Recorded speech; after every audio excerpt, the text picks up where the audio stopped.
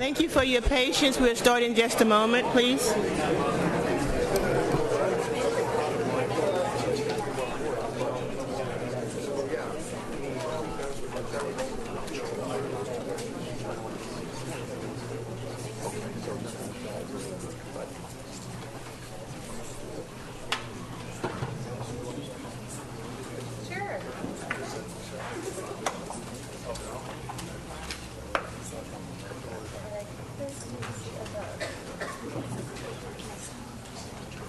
Thank you. We'll begin with public comment at this particular time.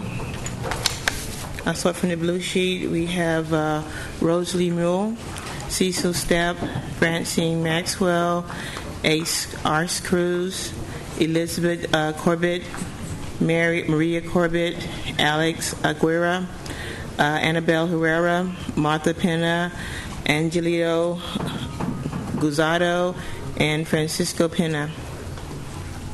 Thank you. Hi.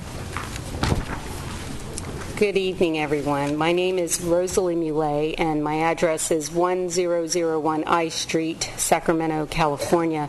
I am a member of the California Integrated Waste Management Board, and I'm here tonight primarily to thank all of you and your staff for your assistance in the Education and the Environment Initiative.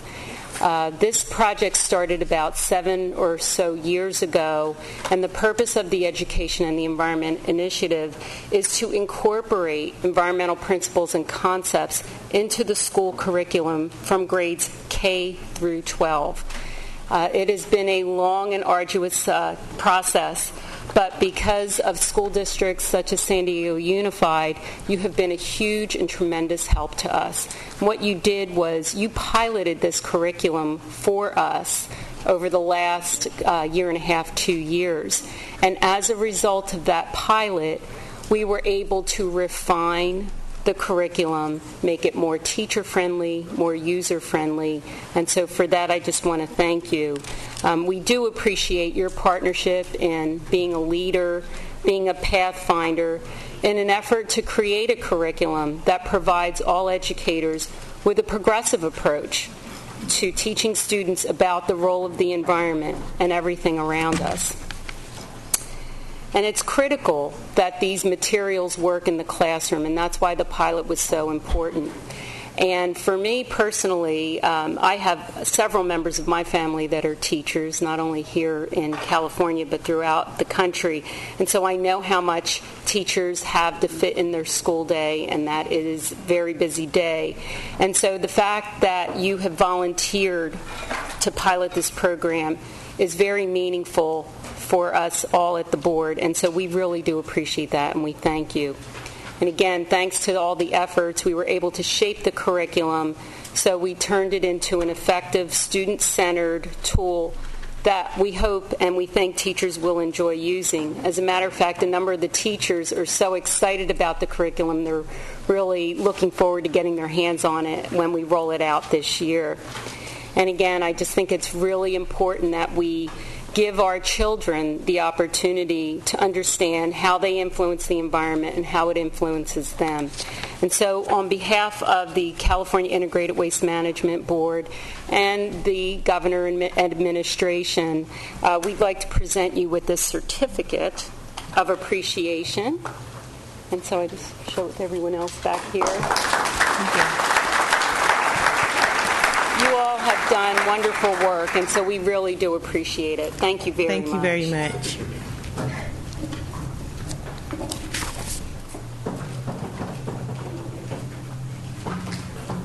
Cecil Stepp. Okay. Francine Maxwell.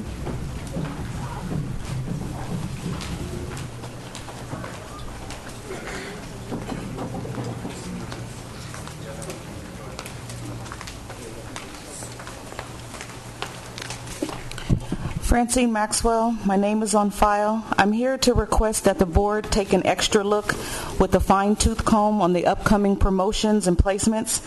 I need you to keep an eye out for a graduation coach that's not helping my children at Morris but wants to be a VP.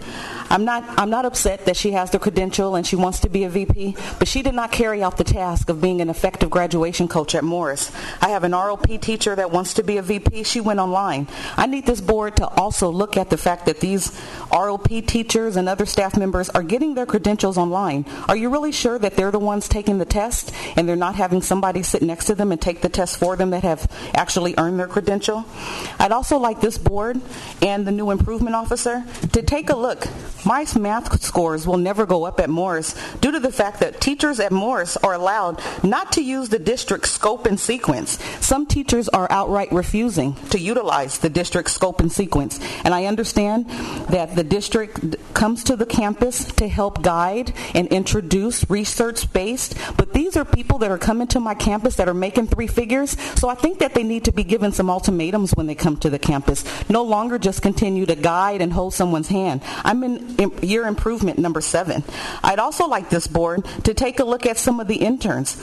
Once again, Morris should not be a training ground. My head counselor, middle school counselor, had to spend most of her time in training this year. So I have interns on my campus right now that are far from being even close to finishing the articulation papers that all the students filled out, because these interns, they're so frustrated by all the work that didn't get done in the counseling office.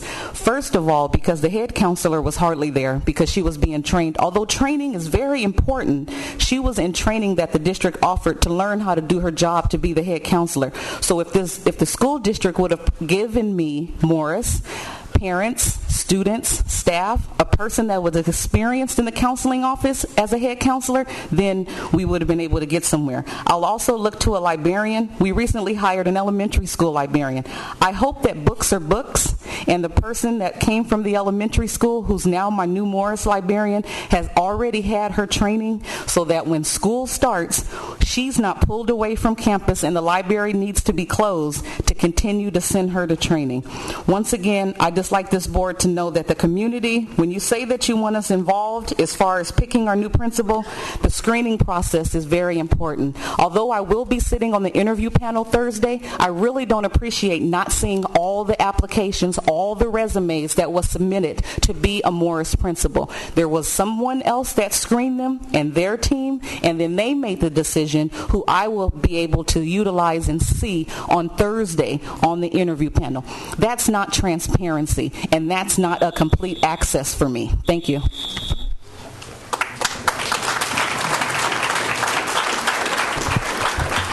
Excuse me, before the next group starts, you have 8 of you that are speaking on Linda Vista Elementary. Each person will get 2 minutes because it's several people on the same item. So make sure you understand y'all get 2 minutes. Thank you. You can begin.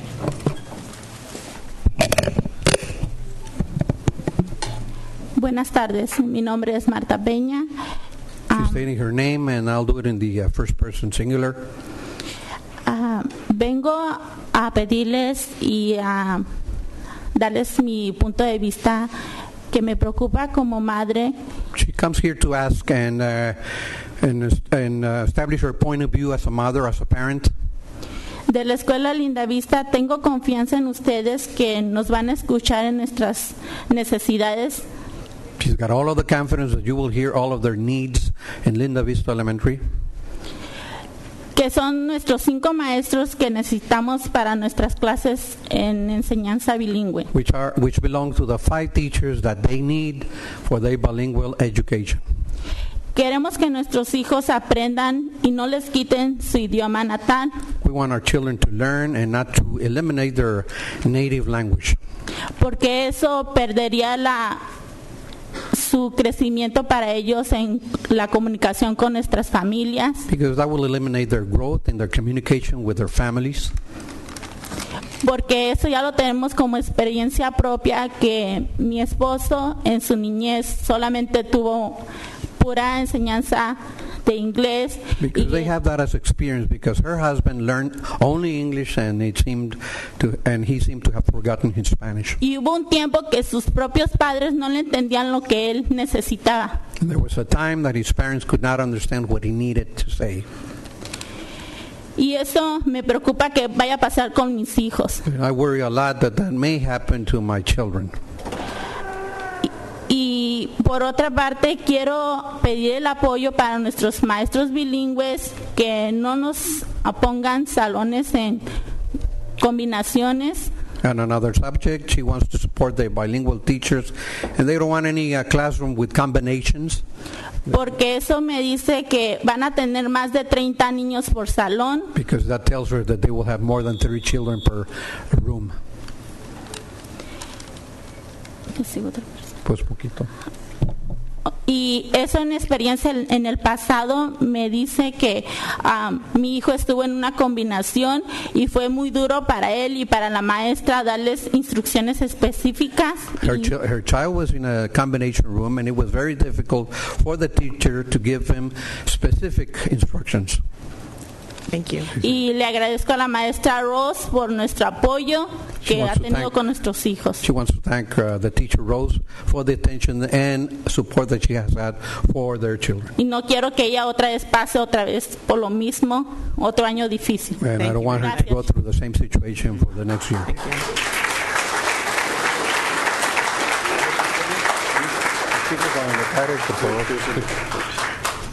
Thank you. I'm here from Linda Vista Elementary too, and then I want to thank you for your attention tonight.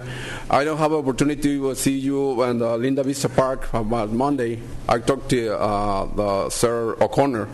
So, but the big reason I'm here is because I'm a worry. All the parents here, we are worrying about the cuts of the 5 teachers, and the main thing is we worry for the kids not be behind for the learn, because we have the experience the last year. I have my son, he was in the 2nd grade and the 3rd grade in the combination too. So it's very complicated for the teacher, for the students, because not all the kids have the smart, so not they catch the ideas the first thing. So that's why my worry here. So I don't know if we can do something about it so the teachers can back the bilingual program to help. Like the old parents say, it's very important to us because I have another son, is going to the high school. So the high school, they're asking for the 2nd language. And then they have the start already with Spanish speakers, so they have a Spanish like a 2nd language in high school. So it's going to be more easy for them, and then more easy for all families, and then lose the 2nd language.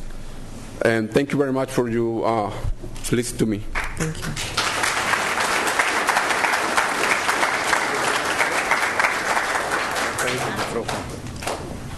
Buenas tardes, mi nombre es Arce Cruz. She's given her name, Arce Cruz. Como anteriormente vinimos yo y otros padres en representación de la escuela Linda Vista. And as before, she's here representing the parents at Linda Vista Elementary School. Hoy venimos otra vez con la misma petición que anteriormente hicimos. We come here with the same plea that we did the last time that we were here. Pienso que para nuestros hijos no es justo que los mezclen en un grado y otro. I believe that it is not fair for our children to be mixed up in a grade or 2. Ni tampoco para las maestras. Nor for the teachers. Porque las maestras están haciendo un gran esfuerzo para ayudar a nuestros hijos. Because the teachers are making a supreme effort to help our children. Por eso necesitamos que ustedes nos ayuden. That's why we need your help. Para que las maestras sigan adelante con sus grupos que hasta hoy tienen. So that the teachers can continue doing their job with the students that they have. Hoy estamos unidos muchos padres para que ustedes nos escuchen y que nos hagan caso en nuestra petición. All of the parents are united so that you can listen to our petition. Y les agradeceríamos mucho que nos tomaran en cuenta en la escuela de Linda Vista. And we would appreciate if you consider us at the Linda Vista Elementary School. Muchas gracias. Thank you. Thank you.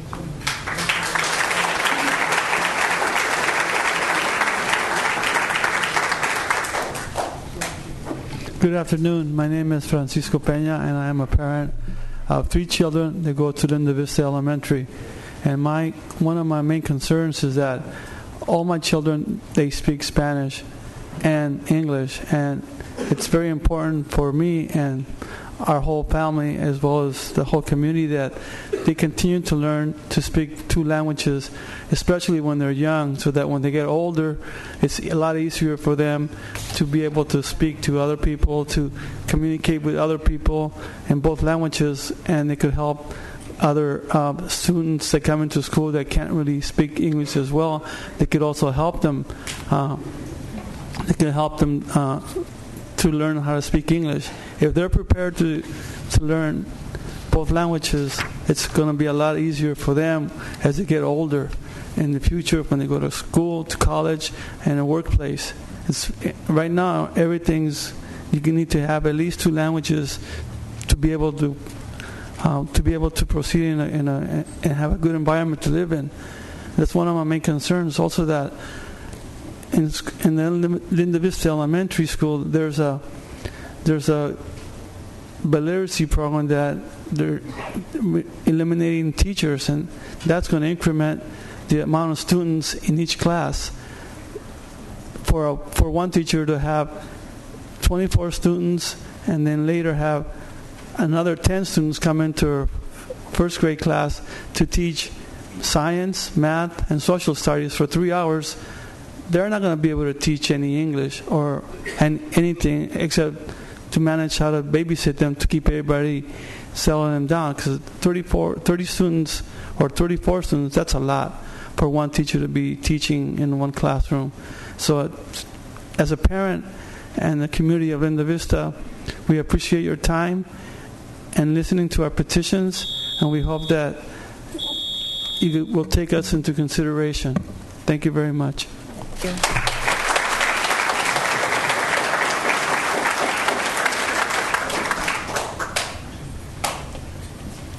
Hola, buenas tardes. Mi nombre es Angelina Huizado. Vengo aquí en representación de la Escuela Linda Vista también. She's representing some of the parents at Linda Vista School, and she stated her name.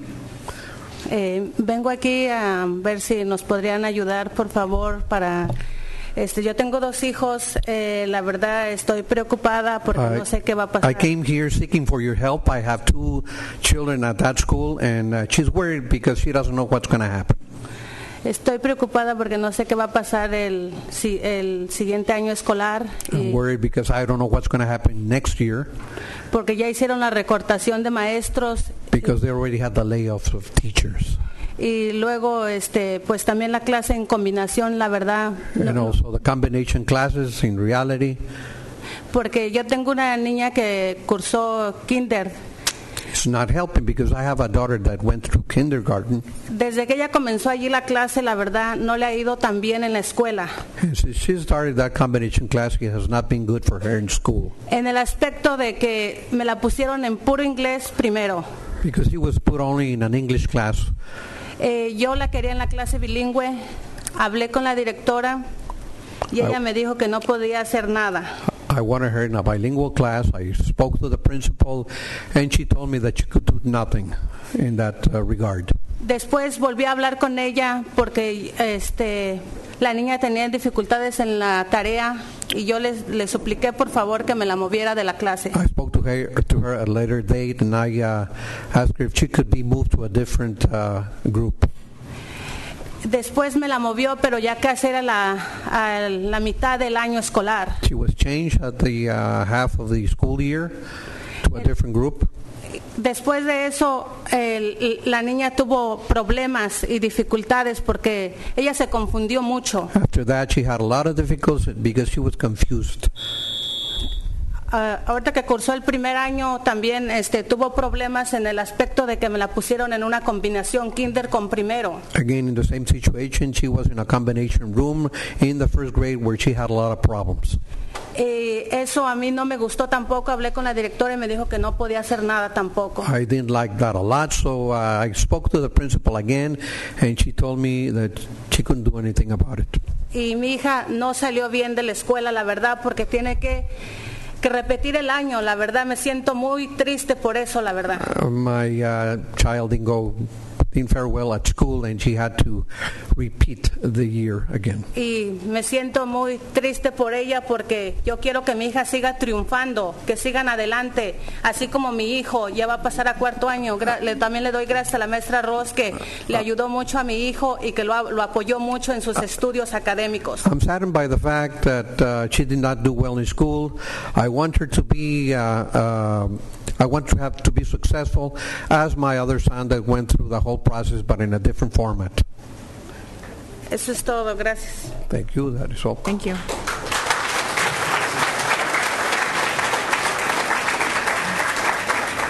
Thank you. Katrina Peterson, Mary LaGuardia, I think it's 2 R's on the end, and Linda Webb.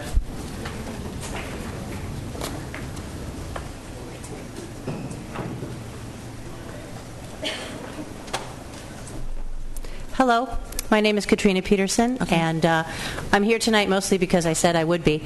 I emailed all of you last week about the 15-to-1 decision that was made regarding Bernie Elementary last week.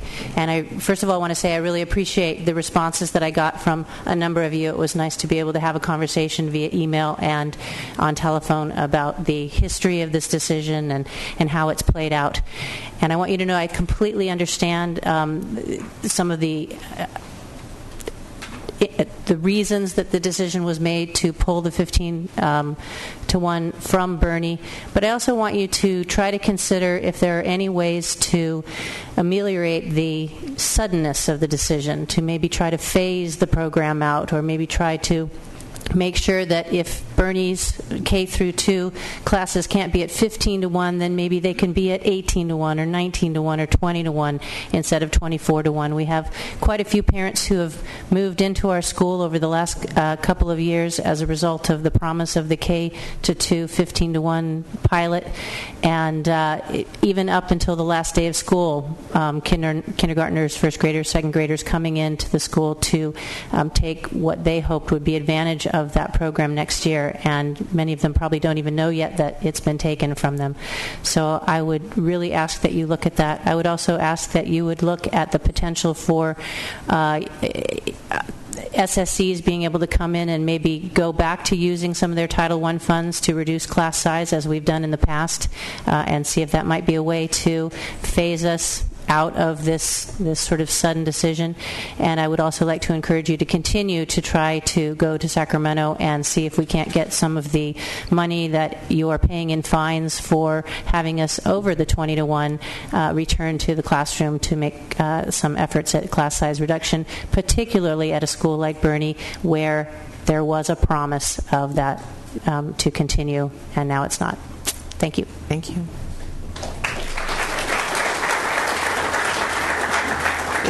Is Linda Webb here? Thank you. My name is Linda Webb, and I am a teacher at Bernie Elementary, and I want to thank Katrina for her efforts on behalf of the parents. I'm here on behalf of the staff and the parents at Bernie to register our dismay with your decision to discontinue our participation in the 15-to-1 pilot study for grades K through 2. 2 years ago, we used our own funds to reduce class size in kindergarten. This year, we became part of the 15-to-1 pilot, which was to be a 3-year study. The first graders who were kindergartners last year in the 15-to-1 under our funding, 95% of those first graders were proficient on all the district benchmarks this year. We're a diverse school with 75% of our students qualify for free and reduced lunch. 15% of our students are socioeconomically fragile students, and they require a disproportionate amount of our teacher and counselor time. 20% of our students are special ed. We are implementing a full inclusion model for special ed for the next year. Planning for this began long before the 15-to-1 was taken away. And with the 15-to-1, this seems like a very workable model. Bernie's reputation in the community has soared in the last few years. Neighborhood families, again, want to be part of our school.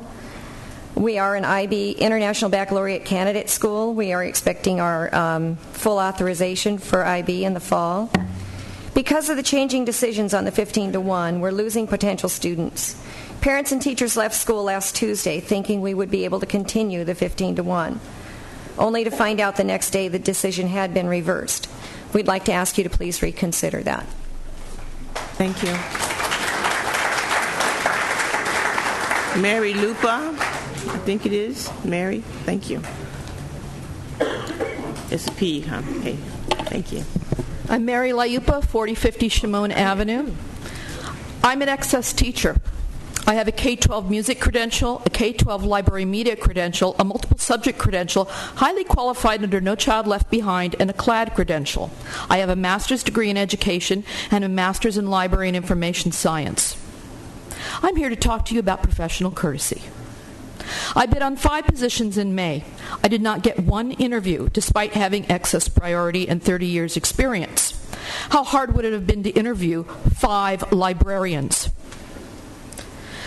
In addition, of those 5 schools, only one had the courtesy to call me and tell me they had chosen someone else. I bid on 7 schools in June. I got 1 interview. 3, however, did email me to tell me they had chosen someone else. By the way, 3 of the schools in May and June chose voluntary transfers over the excess priority librarians. There are still 3 of us in excess. How hard would it have been to contact us for interviews? How difficult would it have been to pick up the phone and tell us, we're sorry, we chose someone else? This board is supposed to act as a role model for the district. Now, I know there's been a lot of grief and discussion and anxiety over budgets and the schools and costs. However, common courtesy costs nothing. At the same time, it's priceless. So I thank you for your time.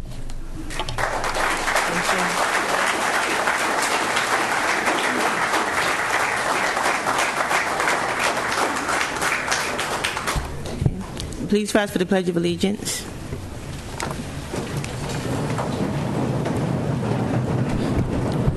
I pledge allegiance to the flag of the United States of America and to the republic for which it stands, one nation, under God, indivisible, with liberty and justice for all.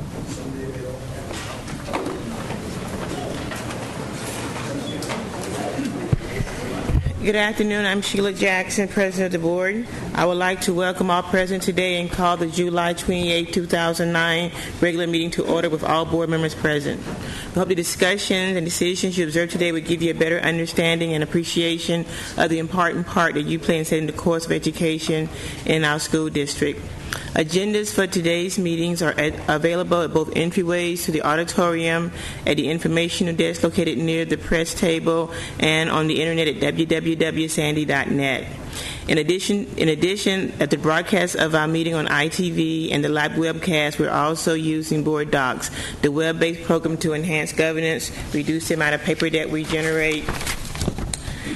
The board requests that those individuals with pagers and cell phones please turn them off or place them in the silent mode while you're in the auditorium, and that during the meeting please enter and exit the auditorium by the door in the back or to my left in front of the press table. The board asks your cooperation complying with the fire code, which does not allow standing in the back of the room or in the aisles. We ask that everyone please be seated. The board welcomes your comments and writings and doing public testimony. Public testimony request forms are located at the tables to my right inside the front and back entrances to the auditorium. The board asks that speakers focus their comments on issues and not on individuals. Acceptance of public testimony requests are closed as each agenda item is called and our discussion begins. Board members of attendance are interested in your comments instead of responding to the issues that we hear today. If you wish to address the board today and your name is not on the blue sheet and you have not completed a request for testimony form, please submit the form and turn it to Ms. Ford. Speakers on agenda items will be called to speak during the discussion of the agenda item. Agenda item testimony is limited to 20 minutes per consent and or action item, allowing for a maximum of 10 minutes per opposing viewpoint, and a maximum of 3 minutes per speaker. No deferral time is allowed. Non-agenda items were heard at 5 p.m. and will also be heard again at the end of the meeting. Testimony is limited to 15 minutes per item and 3 minutes per speaker. No deferral time is allowed. The board operates under Robert Rules of Order and will confer upon the governing body and audience participation in proceeding in a civil and courteous manner. So, on with the show today. We'll start with item C, which is report of closed session action and superintendent's report, both items CO1 and CO2. Superintendent Greer. Thank you, President Jackson. Tonight in closed session, the board voted 5-0 to approve Marty Stoltz as the new student support administrator for instructional operations, Kathy Wolf as principal of Hardy Elementary, Mary Taylor as principal of Hamilton Elementary, and Julia Birdie as principal of Cholas Mead Elementary.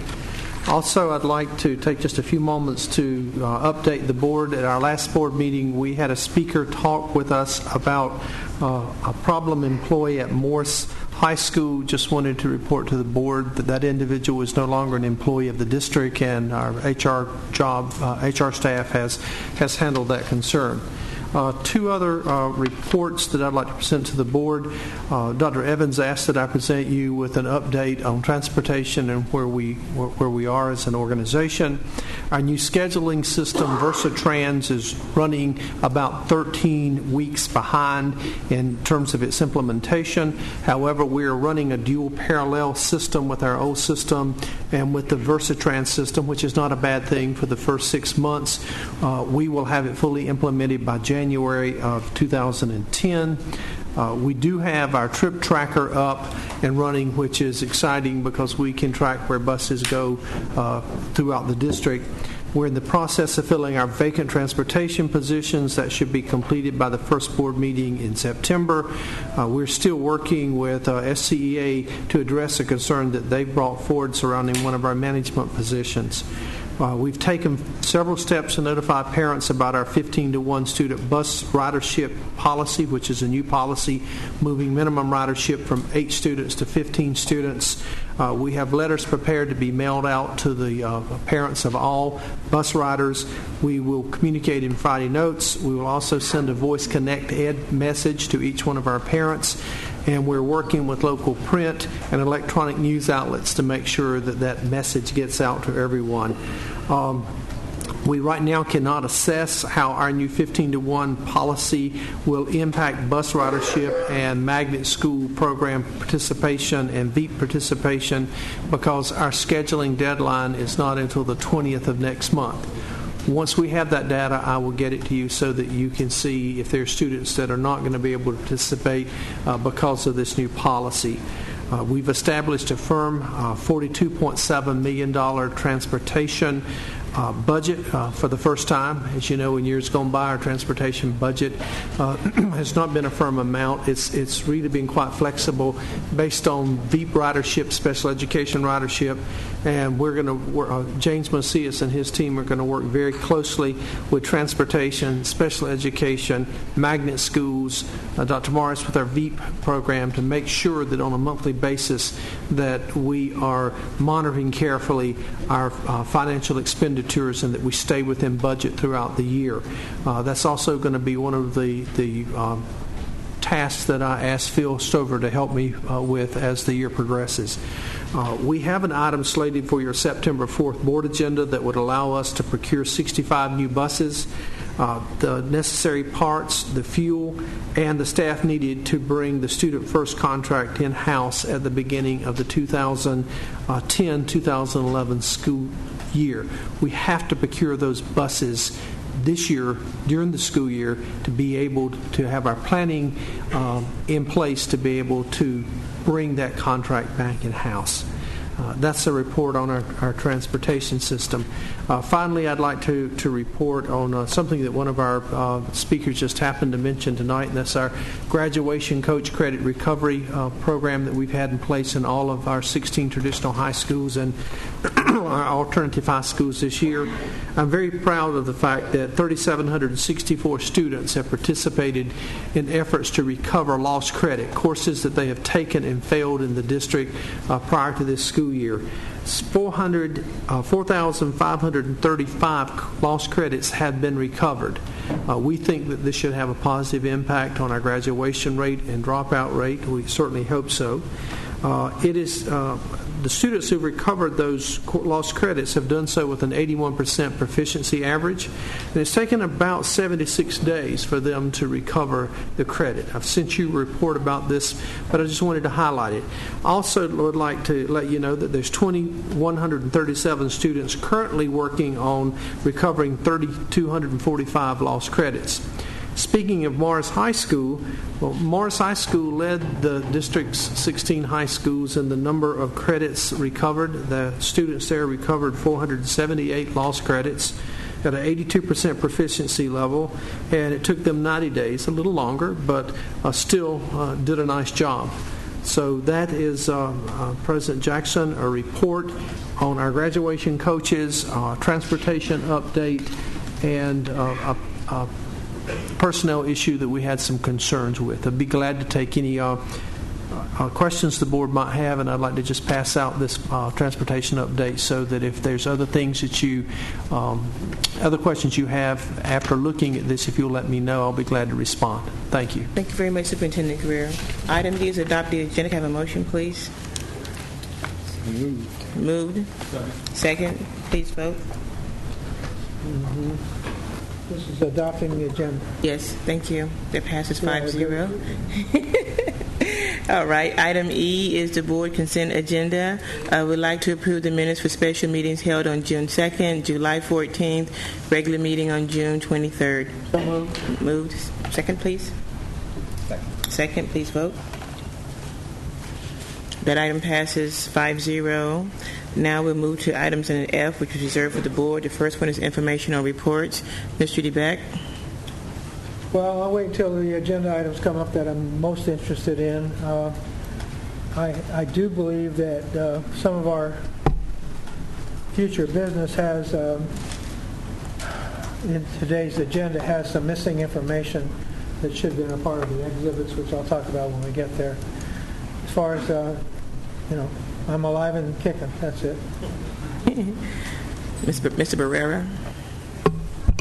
Yeah, I just want to really thank folks from the North Park Community Association as well as our own staff, Principal Vernon Moore, the incoming principal of Alba, along with Bill Koba and Linda from Communications and other staff who came out Saturday morning. We went door to door in the neighborhood surrounding the North Park School and the North Park Community Park to talk to residents primarily, and I think some business owners as well, about Alba coming into the community, and to talk to folks about how they can get involved in the North Park Community Association to make a difference in basically taking back the park. So it's something that our families can feel comfortable using again.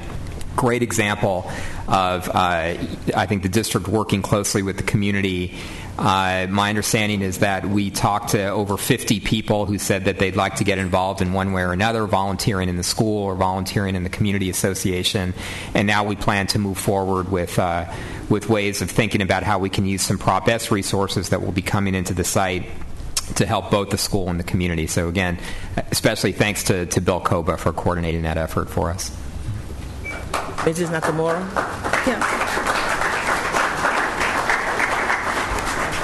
Yeah, we got as a group, we got an unusual letter from Rod Daymeyer the other day that I'd like to read. It's to the San Diego Unified School District board members. As you know, I, along with members of the project team from the University of San Diego Center for Education Policy and Law, have met individually with each of you to review the recently completed profile study of the San Diego Unified School District. Despite billions of dollars of spending in the efforts of SDUSD executive management, 3 superintendents and 2 interim superintendents over the past 5 years, the school board and many dedicated and talented teachers, one can only conclude that SDUSD is broken. Summary comments follows. Student results are embarrassingly poor. Student results are not improving significantly. High dropout rates continue. Spending per student, even on an inflation-adjusted basis, went up during this 5-year period. Average class size has declined with no apparent impact on student outcomes. Employee headcount, including teachers, has not been adjusted to appropriately correspond to the large decline in enrollment. There is no real indication that teachers who are doing a poor job are being terminated. This is the case even for those with less than 2 years of experience. The school board is not perceived as working effectively with the superintendent to improve educational outcomes within the framework of a definitive strategic plan with definable and measurable objectives. You have to agree that our students, taxpayers, and parents deserve better. I strongly recommend that the executive management team of SDUSD complete the development of an action plan for review and discussion with A, the board, and B, a small group of community participants. This plan can be condensed and should have specific measurable goals that can be achieved over the next few years, together with an outline of key action steps that will be taken to achieve those goals, focused directly on student outcomes. To the extent that the resulting implementation of the approved plan requires additional and/or reallocation of resources, this should also be covered in the plan. Because of the urgency of the situation and the need to make significant strides for improving student outcomes, I think it is reasonable for the board and community to request that Dr. Greer and his team complete the plan for review and discussion in 90 days or less. As most of you agreed, we do not need more reforms or more long-term plans. We need the executive management team to promptly develop this plan and receive input from community and school board expeditiously so that we can begin the process of better fulfilling our obligations to our students. One more paragraph.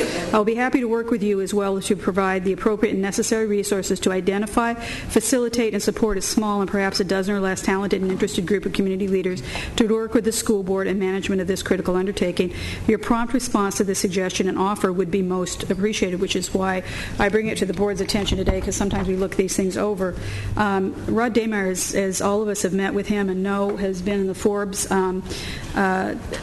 magazine, is quite a bit of ability to work with the district and to help, has worked with the University of San Diego in compiling a report that's pretty concerning. It doesn't say in many instances some of the things that we don't already know, but in some areas I think it highlighted areas where we need some strength. So I'm asking the board if they're interested in putting this on the agenda for August 4th for the next week. Is there any interest from the board at all? Why not? Sure. We have a problem with it. But, anytime somebody is interested in giving us advice, I'm willing to listen. Sometimes gathering a blue chip group together with a predetermined outcome in their mind is not exactly the best way to go. And I'm sure there are stakeholders out there saying, gee, I wish I was in that blue chip group or blue ribbon group because I got something to say too. So, let's listen. There's nothing wrong with listening. Okay. So on the second they're letting him let the discussion get on the agenda. Yes. I'm not saying that's the best process for I think it should be more than two people. Please add it to the agenda. Is there for the a next second? time. Okay, you're seconding it? Please add to the agenda. Dr. Evans, please. Thank you. Thank you. Well, it is summer vacation, but I'm happy to see that many parents and community people are still very much involved in the schools. And particularly one of the things that's been going on lately has been in terms of the principal selections. And I know at Mount Everest and Madison they've been working on this. And I'm really glad that the administration has been setting up meetings and committees and interview groups so that the community has more of an input on this very important position in terms of who is leading at the particular schools. So I'm glad that the parents are willing to do this even during the summertime. I think it makes a really big difference. I was impressed with what the people did as Mr. Barrera was saying, at the relocation of Alba and reaching out to the community. I know that some of the people I've talked to, even in the Claremont area, have decided they want to recruit more of the neighborhood kids to go to their schools, and that's one idea, is actually going door to door and meeting the neighbors and talking about the value of the local public neighborhood schools. And in fact, this weekend is the Claremont Fun Day, and it's a big event. And when I've gone there in years past, there are always representatives from the PTA and other groups who are speaking out and letting people know in the neighborhood about the public schools. Thank you. Just very briefly, I just want to again thank the staff. I know they've been working very diligently this summer, certainly after we have made significant cuts here to the Ed Center, and that's putting additional stress on them, so I want to thank them. I know they think I'm always hard on them, but I want to thank you because, of course, we'll be looking for more input from you, but thank you for the work that you do. I also want to go ahead and give a congratulations to the students that will be graduating on Friday from our various high school summer programs. We know that one of the most important important things that happen in a child's life is their graduation, and parents love to see them walk across the stage, and those that have stayed with it to get that credit, to be able to earn the right to walk across the stage. We'll be acknowledging them on Friday. And then in advance, also our Higher Youth program this coming Friday. We are very thankful for our president to provide those funds to Higher Youth during the summer, and just to be able to go back and thank the businesses as well for working with our students throughout the summer. So I thank them and for that. Moving on with the agenda, the next item up is item FO2. You're the volunteer, Dr. Evans.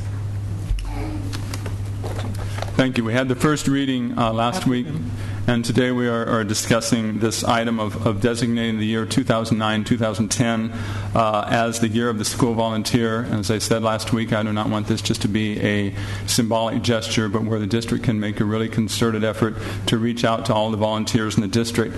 There's two levels here. One, we have many people over many years who have been very actively participating and donating their time, efforts, and money to our schools in many different ways. And I think we can do a lot more outreach. I think a lot more people are going to be willing to do it. And again, as Mr. Brewer was saying, when they were going and talking in the neighborhood, door to door, with people about a new school in the neighborhood, that people were actually willing to stand up and be involved. A lot of times people just need to be informed and asked to participate. And a lot of times we have the traditional groups such as PTA and other parent groups that are participating, but the schools really belong to all of this. And what this is about is all of San Diego taking ownership of our community schools, that we all have a stake in terms of what's going on in our public schools, no matter where we live, no matter what our age, no matter what we are doing in our lives at this particular point in time. So in terms of making this the year of the school volunteer in San Diego Unified, the first step is to identify all the potential areas of volunteering in the schools, and there's so many different things that can happen. We certainly know that one thing that makes the big difference in the life of students is direct relationship with adults who take an interest in the child. There are mentoring programs, there are tutoring programs, but there are other things for people who do not necessarily want to work directly with students. There's working in school gardens, there's helping with school foundations and other organizations that are promoting the development of our public schools. We also work with employee groups and other organizations. What we want to do on a district level is really provide the support to all of the local schools to really outreach to their own communities in terms of recruiting volunteers. And we can do this by preparing a kit which allows them to easily sign them up, allows them to go through the proper screening, and so forth. And one of the ideas for the year of the school volunteer is to have a really highly publicized kickoff day early in the year, where we can actually have a big focus throughout the city in terms of everybody standing by their local school. One day of the year when everybody would go to their nearest school, show up in the morning, attend a rally, find out what's going on at that school, and have opportunities either to be recognized for being a current volunteer or finding ways that they can sign up as a volunteer. We can make this I've talked with Mr. Reinerson, who's not here today, in the Community Relations Department, and others, that we can really do a good outreach by having local celebrities and other people really standing up and drawing attention to this so that everybody is participating. So that is basically the concept, and I just want to propose that I make a motion that we adopt 2009 as the year of the school volunteer, that in doing that we will adopt a resolution on the first day of the school year, and then we will have the kickoff day about 3 or 4 weeks later, and that we will implement these various steps here. So that is my motion. Second. We have two people that wish to speak on this item before we get to board comments, and that's Laura Schumacher and Patricia Taylor.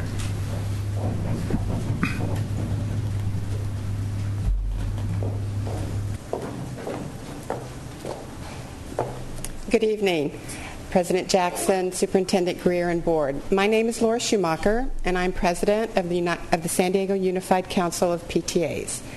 I represent the 87 schools in San Diego Unified with PTAs and over 13,000 members. The PTA strongly supports the Year of the School Volunteer. Our average PTA contributes 3,000 hours of volunteer time to their school each year. Based on that, I calculated that probably 300,000 of those 836,000 hours of volunteer time came from PTA volunteers, and that's at a value of about $5 million. PTA volunteers are doing all sorts of activities in our schools. Often the parent newsletter is sent home to parent that keeps parents informed, is put together by PTA volunteers. PTA volunteers are there on the first day of school, helping to get kids to the right class. They are there at the beginning of school and the end of school to help the librarians with textbook check-in and check-out. They fund a lot of special arts assemblies for students in art, dance, and theater.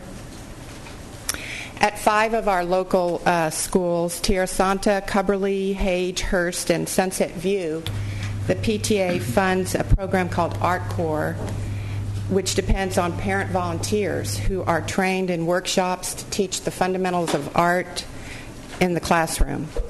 And these volunteers invest many hours of personal time for the training and then equal amounts of time in the class and purchasing and paying for all the art supplies so it doesn't impact on the school budget. PTAs are also a partner to the school district for parent education. They organize a lot of evening events, especially for parents in drug awareness, internet safety, and health issues. Our high school PTAs are very active as well. At La Jolla High PTA, they sponsor a CPR program, and every 10th grader is trained in CPR. And this program would not work without volunteers.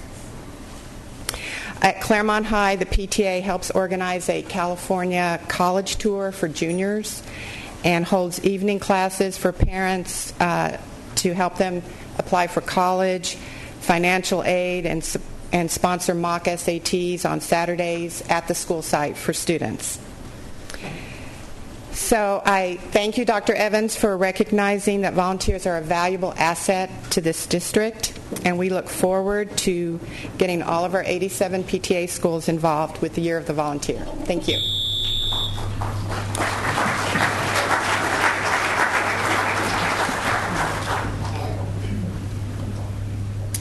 My name is Patricia Taylor. I live in North Park, and I volunteer at McKinley.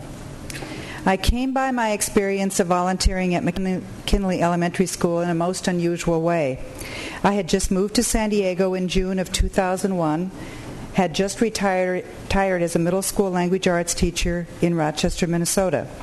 My husband and I bought a house in North Park that definitely needed our restoration and renovation skills.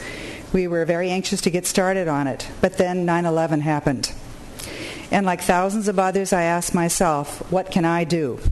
The answer came rather quickly. I could use my skills and my expertise in reading to help others. And so I wrote 2 letters stating my desire to volunteer. The letters were exactly the same except for the address part. I delivered the letters on foot to St. Pat's School on 30th and to McKinley. By the time I returned home, there was a message on my answering machine from McKinley saying, yes, yes, yes, come on in. So I met with the principal, and we found a good fit for me in 6th grade classroom. Since then, I have committed every Wednesday to McKinley School during the school year. I read, I do art projects with only recycled materials. I read to the kindergartners, the first grades, but my favorite activity is that I coach 3 independent reading clubs that I designed. To tell you about them would entail more time than you have, but I'm sure you'd be interested. Suffice it to say, volunteering with the children at McKinley has been extremely gratifying to me. The skills I honed by reading voraciously since the first grade, plus what I learned in the classroom, all those skills are used and appreciated at McKinley. The affirmation of the children is apparent. I love hearing, "Here comes Miss Pat," when I enter the schoolyard, the classroom, the grocery store, or North Park Library. I hope that I have touched the hearts of the young people I work with. They certainly have touched mine.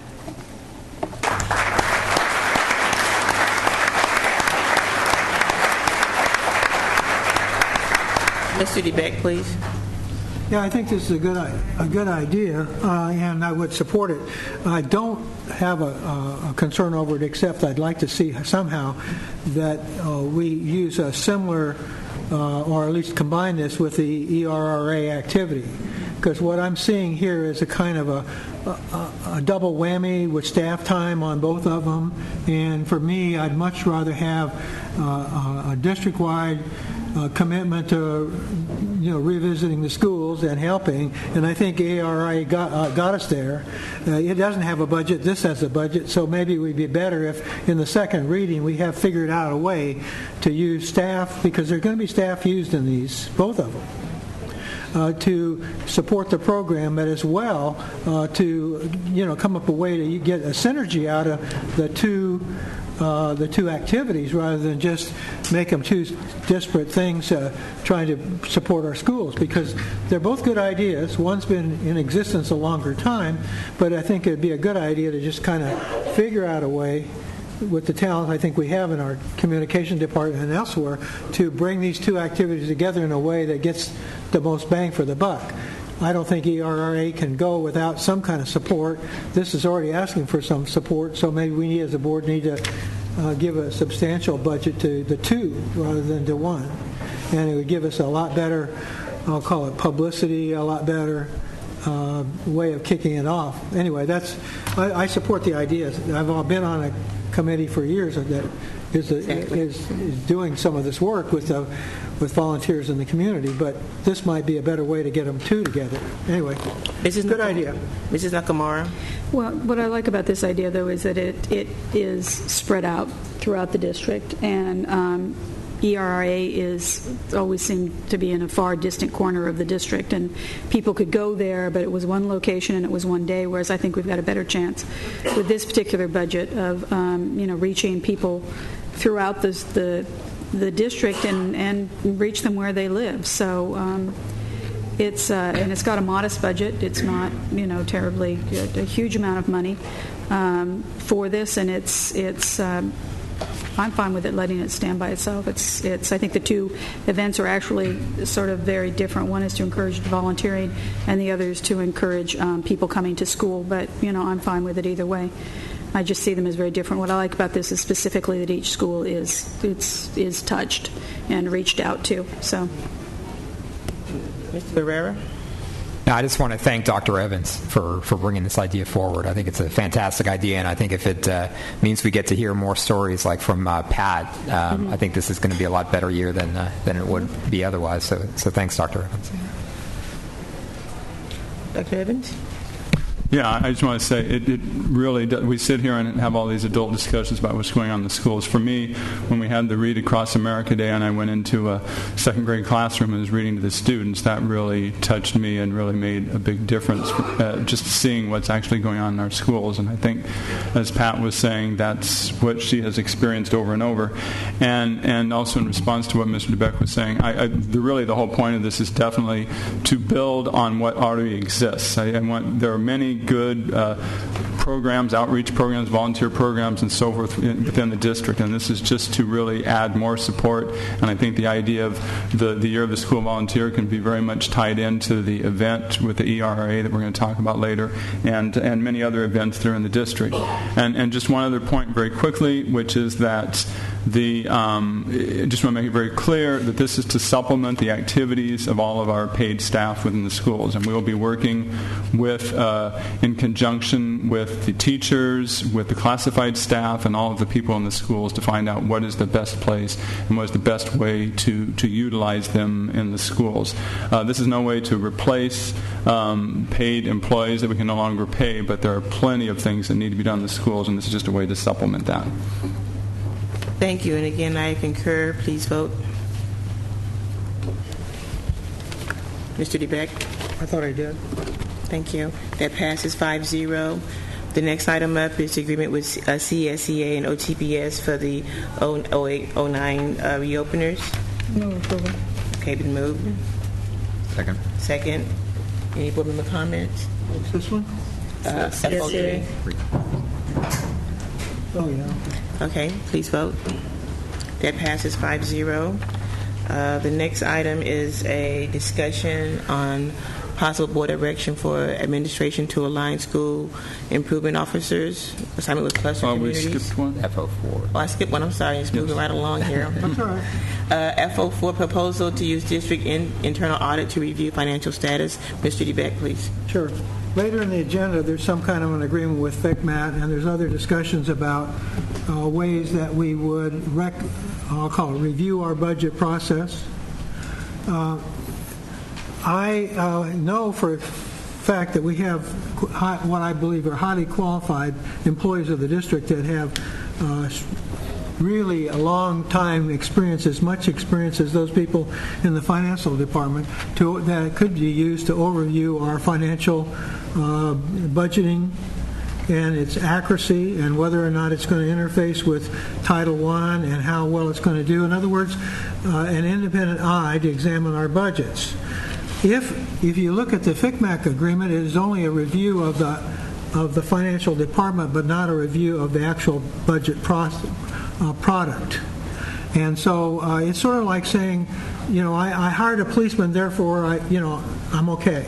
I'm not going to break the law. I'll just go out and speed. Doesn't make any difference because nobody's going to be watching me because I got a policeman that works for me. That's maybe a bad analogy, but my point really is that you can't, unless you have in the directions or the contract with FCMAC a review of not the budget offices and the budget mechanics within the district, but of the actual, I'll call it, effectiveness of the budget, whether it's balanced, whether it meets all federal rules and regulations or accounting rules, then I think you need some other source of that. Now, I got an email from the attorney saying, well, they work for him. The internal audit department works for him. Their oversight general, they have a work plan. I've seen it. You have too because I sent it to you. And their work plan could be modified each year because they do work, he and they work for us. The oversight that they have planned for this coming year is in a range of, let's say, responsibilities around $100,000. That is ideas like whether employees are embezzling or whether there's been complaints against certain kind of unsatisfactory performance on the part of our honesty. That part is a regular part of their process. I personally believe that in this budget crisis, we should use their expertise in a more effective way. And while some of the things that are on their work plan for the coming year may need to be removed, I think that their oversight of our budget and the fact that they're already on our payroll and doesn't cost them any money is a pretty appropriate way to use their services. LA has used them for years for the same purposes. This is not an invention of mine. This is a case that this kind of thing has been done in LA. They use them as a regular part of their oversight. We don't do that. We started to do that when they first came aboard. But over the years, they've developed, I'll call it, work for them to do that involves more, I'll call it, investigation of unsatisfactory behavior on the part of employees, maybe using of funds and things like that. In this case, I think their oversight for our major budget, where we're talking about having their eyes look at $10 million is probably a pretty valuable investment on our part. So it's first reading. There'll be more discussion of it, I'm sure. But my point is, these are highly qualified staff, including, equivalents of CPAs that work for us already, that should be not spending their time looking for how we spend our petty cash, but more how we're spending our big bucks. And I think it would not be a waste of our money to have them do this independent review. That's not to say there's anything wrong, but wouldn't you feel better if you knew it? Mr. Ebag, I didn't see an item in here. I mean, I think this is a short item written, but what I would like to have back from the staff is what would it take to outfit that office with the staff that it would need to do this endeavor. No, wait a minute. I'm not asking. Whoa. No, I'm just asking. I'm just saying because I know that the work that they do is already pretty intense, and if we're going to add something else to their plate, if they need additional staff, well, that's not my proposal. My proposal would not be to do that. My proposal would be to remove things from their plate that are less of a priority than those, and we can look at their work plan and add to that specific items. If the staff wants to say how much of their time or how many things would have to be given up, so be it. But my proposal would not include supplementing their staff in any way. Okay. All right. Any other board member comments? Okay. Move on to the next item then, which is a discussion for direction for SIOs and clusters. Dr. Evans. Okay. This is an item when we're looking at the issue of school improvement officers, which are basically the people that oversee the schools in particular areas or particular types of schools and are the direct supervisors of the principals. And one of the things that I wanted to do here was have just a discussion today to see if there was a board direction or a board preference in terms of the assignment of these school improvement officers. Now, I'm aware that, in the history of the district that this has been organized in different ways over time. Sometimes there have been area superintendents. Currently they're called school improvement officers. When I asked this year, each school improvement officer seemed to have a combination of a variety of schools in terms of having some sort of what they considered an interesting or balanced load. When I looked at the assignments for the next year, they were based on who had expertise at the high school level, middle school level, and elementary school level. I do not want in any way for us as the board to get into anything having to do with specific persons or assignments to particular schools, but rather the strategy in which this is done and if the board has a sense about this. My own personal view is that we need to assign these school improvement officers more with a focus on community cohesion, so that the school improvement officer is working with schools in one geographic area, gets involved in those schools and in both directions, and also the community knows who is their go-to person within the district. This is important. I know, for example, I got an email from someone who was talking about the upcoming selection of the principal for Madison High School, and they said, we want someone to be the principal who will also be a leader for our cluster, because one of the things that we see is a lot of times we lose kids from certain neighborhood schools at the elementary level because parents are concerned about the middle school or the high school, and they're not so sure they want their kids to go there. And so we have to work as a community so that the community can have a good stream from elementary school to middle school and high school. And this is only going to happen if there's a lot of coordination between the administrators, between teachers, between parents, and so forth. I've been at meetings in Mira Mesa, at least, where the principals of the cluster regularly get together to discuss issues about their community. However, each of the persons comes under the jurisdiction of a different school improvement officer. And when I looked at the potential assignments for the next year, I saw that, again, using Mira Mesa as an example, that there was one school improvement officer for the high school. There are two middle schools, and there are two different persons for the middle schools. There were 6 elementary schools, and 5 of them were covered by one school improvement officer and one by another one. So there were about, in just one community, there were 5 different school improvement officers overseeing the community. In University City, there are actually 5 different school improvement officers for only 5 schools. I have talked to the staff, and so I just wanted to get some board discussion on this. There certainly are many philosophies and ideas about how to assign these particular people.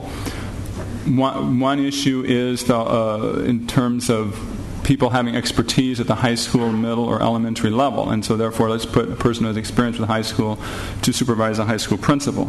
At the same time, again, there we lose the cohesion for what's going on at all the different levels in terms of the articulation. Sometimes there has been the argument that certainly some schools have more challenges. Some areas may have more new principals, and so they're trying to divide up the load that way. But again, I think there are ways to balance this out if we start from the point of view of the local cluster community. A particular school improvement officer may have one cluster that has higher needs and one that has less needs, but I think there are ways to balance it out. I just think we need to pay attention to the what's going on at the community level so that we can really provide support to the schools in one particular community and also the accountability that we need. And I think that's why I want to bring it up for the board for discussion. Okay, I'll go ahead and speak. Certainly, I agree that we want to be able to communicate well with all of our schools in a particular cluster.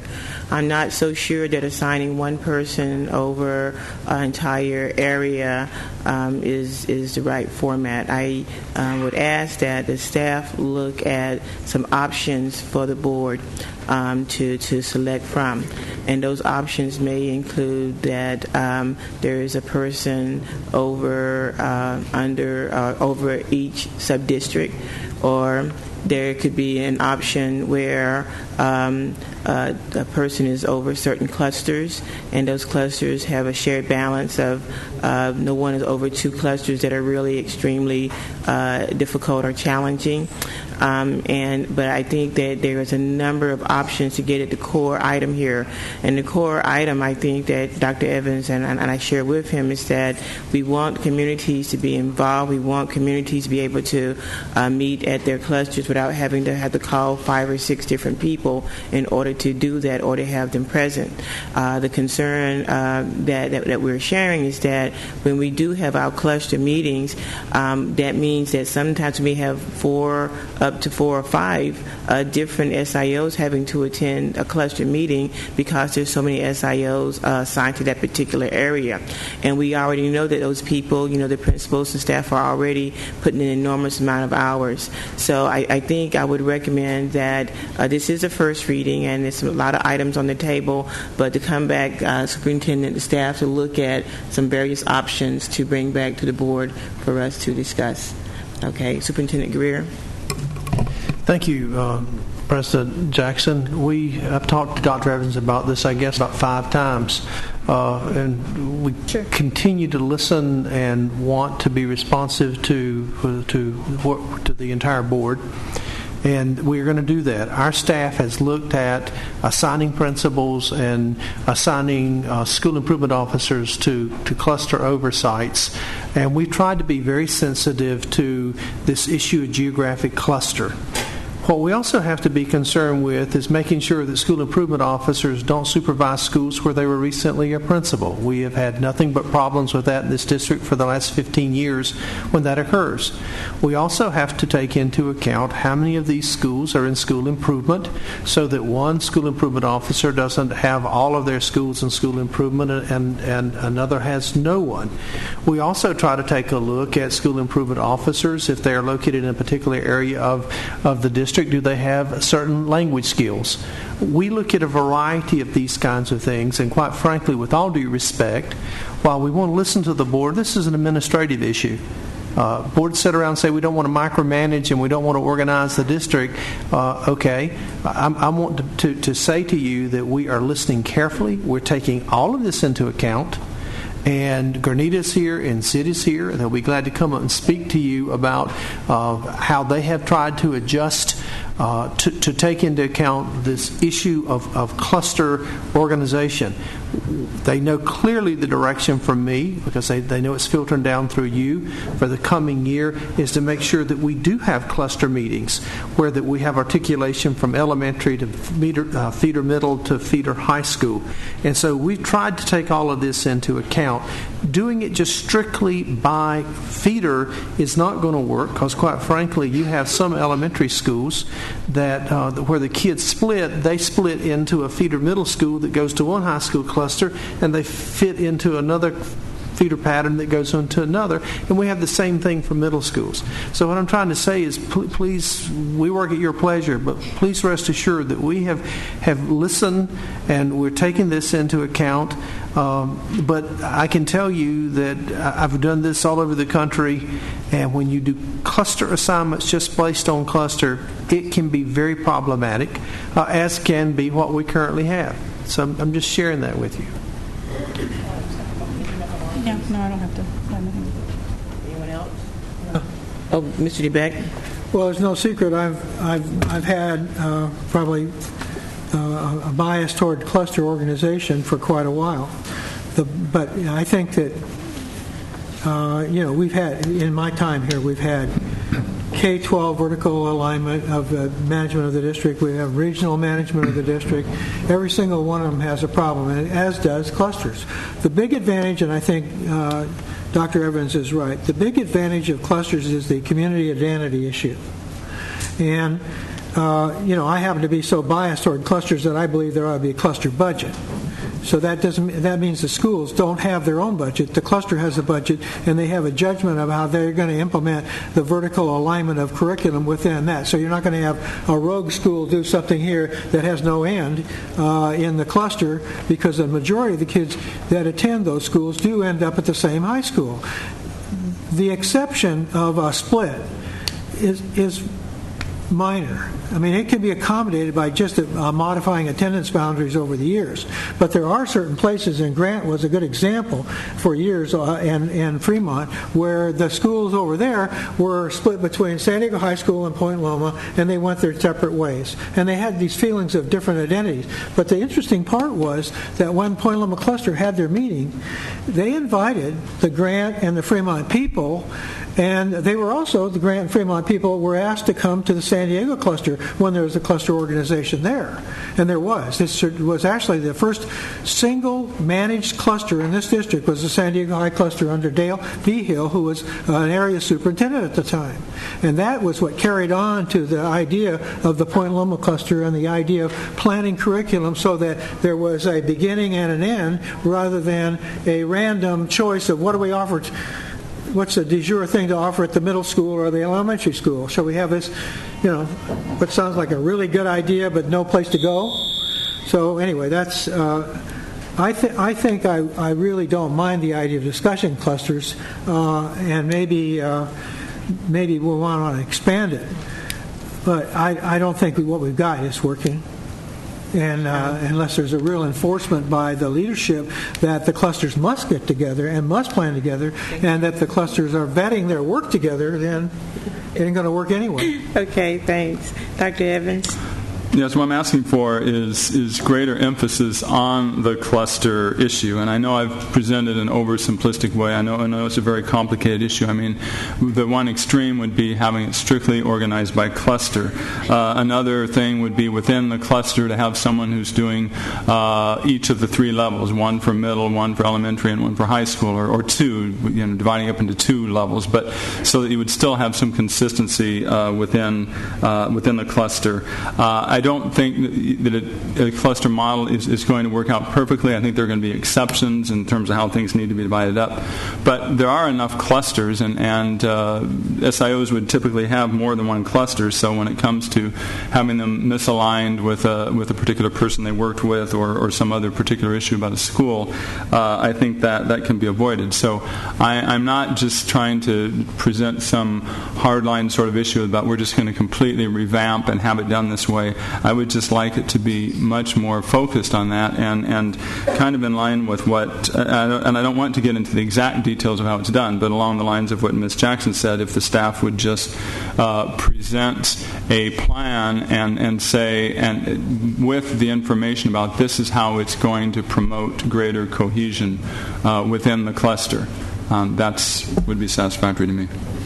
Okay, thank you. We'll go on to the next item, and the next item FO6, is the resolution for the New Era conference on Saturday, August 22nd, and I'm going to ask Ms. B. Fernandez from our ballot senator tee us up here. Thank you. Good afternoon, President Jackson and board members. I'm here as a member of the committee of the New Era Conference, as well as for other of my colleagues in my department. And I'm also here on behalf of Zonice Jones that could not be here today. Since 1997, Pizzazz Incorporated and CPI, the Center for Parent Involvement in Education, has sponsored a community conference and festival, which last year had over 3,000 participants. And for the past 4 years, the conference has teamed up with the City of San Diego, 4th District Council Member Anthony Young, San Diego Unified School District Board Trustee Sheila Jackson, and district departments, and other 20 supporting agencies to host the New Era Back to School Conference and Festival. This year, the event will feature a conference for parents, teachers, and students in grades K through 12 at Lincoln High School on Saturday, August 22nd. ERA, which stands for Everybody Recommitting to Academic Achievement, will enter its 10th year of providing information and resources to parents and youth so that students can begin the school year with the tools necessary to work towards academic achievement and success. Registration begins at 7 o'clock in the morning with a continental breakfast, and the conference general session will start at 8:30 a.m. This year, instead of a guest speaker, we will host a panel of elected representatives who will discuss the impact of the state budget cutbacks on education, followed by questions and answers by parents. And from 9:35 to 12:30 p.m., parents, students, and staff will have the opportunity to select from over 100 workshops. Students in grades 4 through 12 will actually attend their own separate student workshops under, of course, a lot of supervision from adults.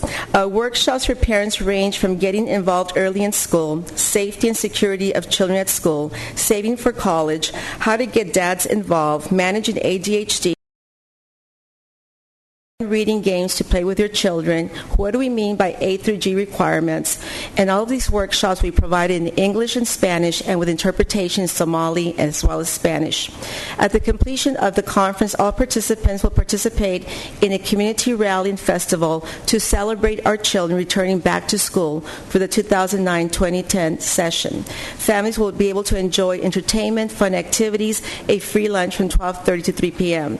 Over 80 different community agencies, San Diego Unified departments, and local businesses will come together to support families with information, free giveaways, resources, free checkups for diabetes and other health issues, demonstration of healthy cooking, and much more. And during the festival, I think this is the best part, every single student will receive a free back-to-school backpack with school supplies ranging from pencils, papers, glue sticks, crayons, rulers, and dictionaries. Thanks to the generous support of area businesses and our two key sponsors, Cox Communications and Office Depot Foundation, as well as our own district. With over 39 schools within the area, conference and festival attendance is hopefully projected to reach 3,000 participants again throughout the day. And registration for the conference is now online, or parents can also copy copies of the registration form by visiting the Pizzazz website at www.pizzazz.org or by calling Zonice Jones at Pizzazz. And I want to just remind you that unlike other conferences, and in my last 20 years working for the district and parent involvement, I have been to every kind of conference you can think of. But unlike all conferences, what I like about this conference, and it is my first time on the committee, is that everything is free for families. And also that it really is a true partnership between the community agencies, the district, and the city of San Diego. So I think I really want to commend the actual founders of the conference, which are Zonice Jones from Pizzazz and, of course, Walter Kadumu, who is now deceased. Thank you. Any questions?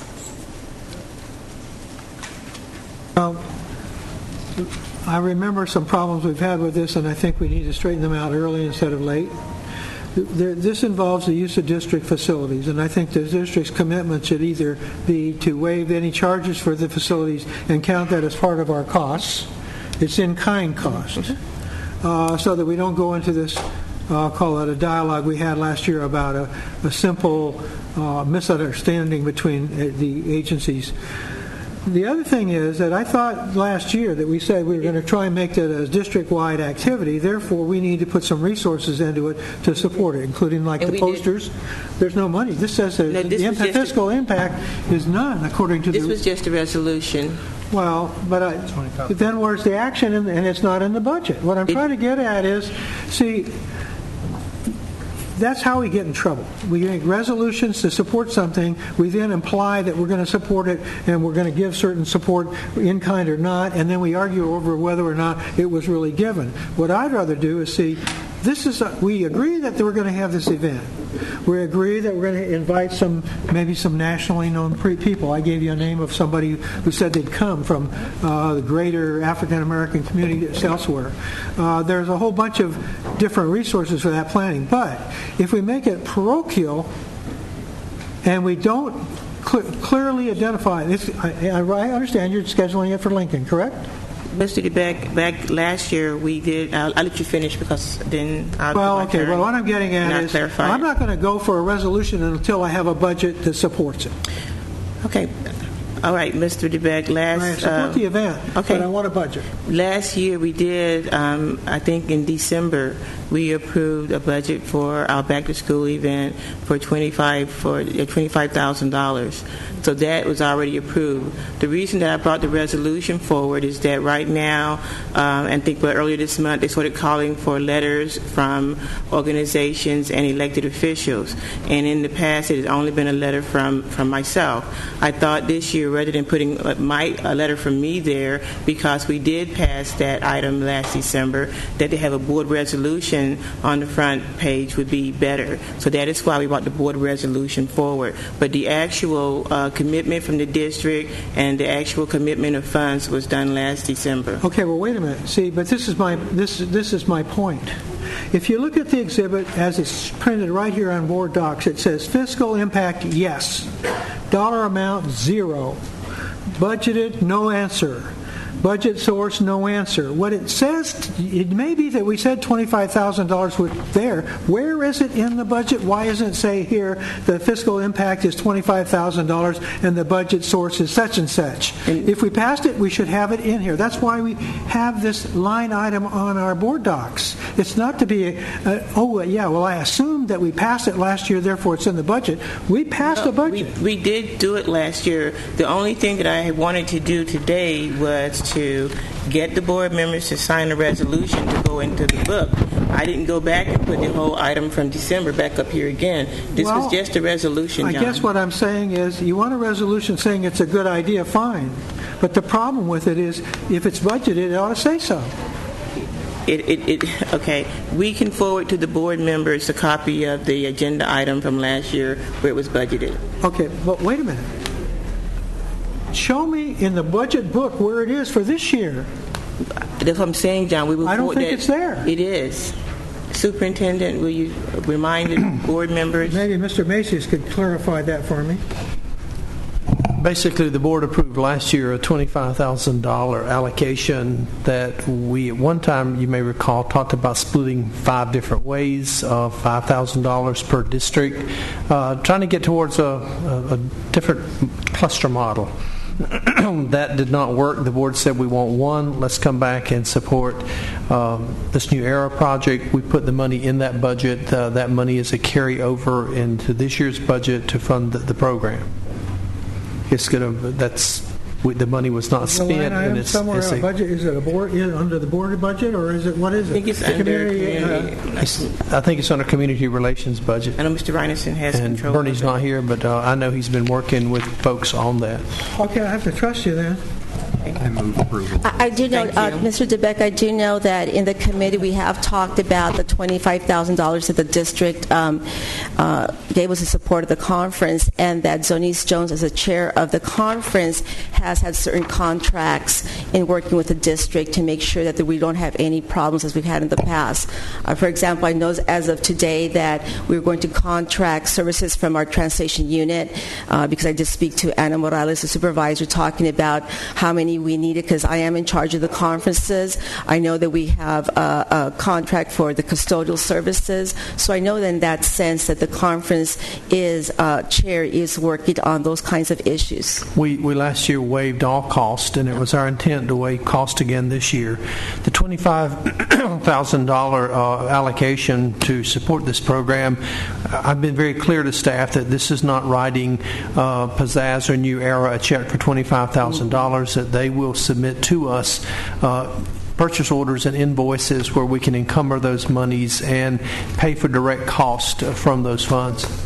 Absolutely. And the other thing is that, again, with a conference with so many people, I think that with the free lunch that families are getting and continental breakfast, we need a lot more than $25,000 to cover the costs. I do know that the committee has worked very hard to get food and support from the community. It's been very hard this year, like with the way the economy is, but we've worked really hard. And again, I really want to thank Bernie Reinerson for really working with Cox Communication to help us underwrite a lot of the backpacks for the students. So the committee is aware that we also have a responsibility to raise money from the community. It's been motioned. It's a motion. Can I get a second, please? Second. Okay.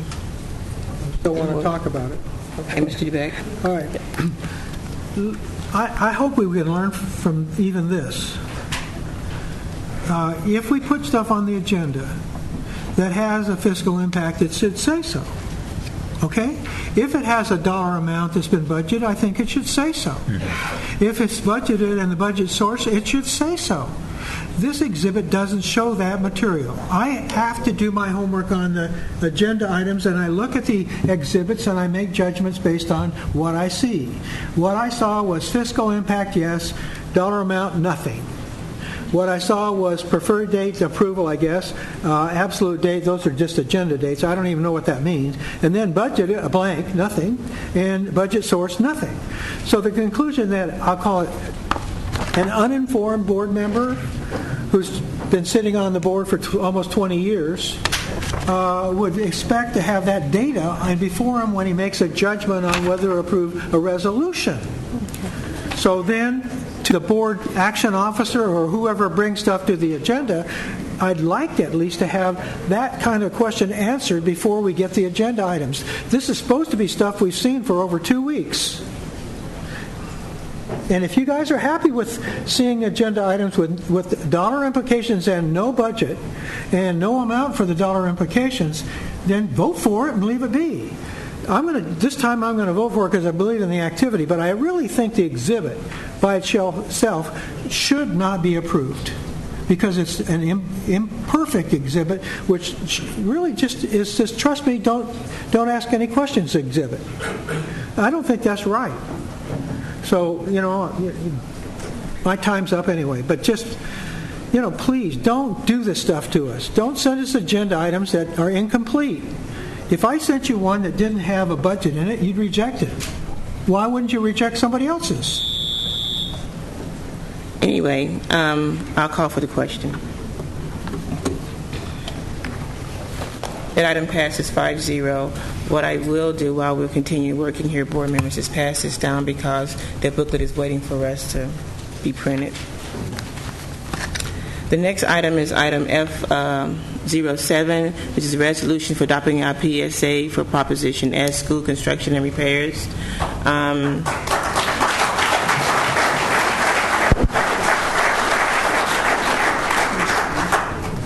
Staff, will you tee us up, please? Sign the other side. Is there a staff presentation?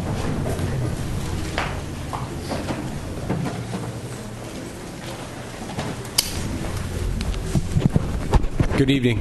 I'm pleased to report that we've got the signatures from the Building Trades Council and the Carpenters Unions in a unprecedented agreement that's taken some 4 to 6 months to complete, and we look forward to your board's comments on that and any questions you may have on the resolution. Other than that, I've got nothing to report. Okay. We have some public comments. Tom Lemons, Loretta Gonzalez, and Chris Hines.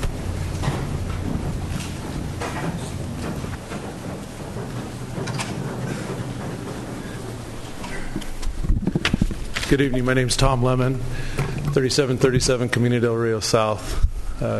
Consider it an honor to be here to speak before you. It's not often in life that you get to be part of something that changes the direction of humanity, and quite frankly, here in San Diego, we need that change in direction. Prop S is everything that you guys sent us out to do 6 months ago, an agreement that has local hire provisions, an agreement that guarantees health care for local workers, and an agreement that will provide opportunities for the students who attend school in San Diego Unified School District. Those are great things. Those are things that we've worked very hard for, and we've all put a lot of time and effort into it. And I want to acknowledge all the folks here that came from all the different affiliates of the San Diego Building Trades and the Carpenters. If you guys would just stand up for me. All the community groups that came and are part of the testimony that's been entered into the record. Appreciate all you folks that have been a part of this to get it to this point today.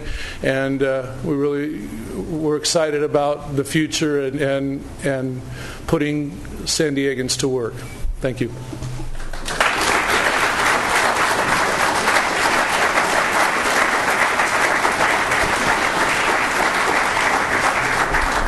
Good evening. My name is Lorena Gonzalez, and I'm proud to represent the 189,000 working families in this region. And on their behalf, I want to thank our school board president, Sheila Jackson, the vice president, Richard Barrera, and school board member, John Lee Evans, for your patience and persistence on getting this agreement done.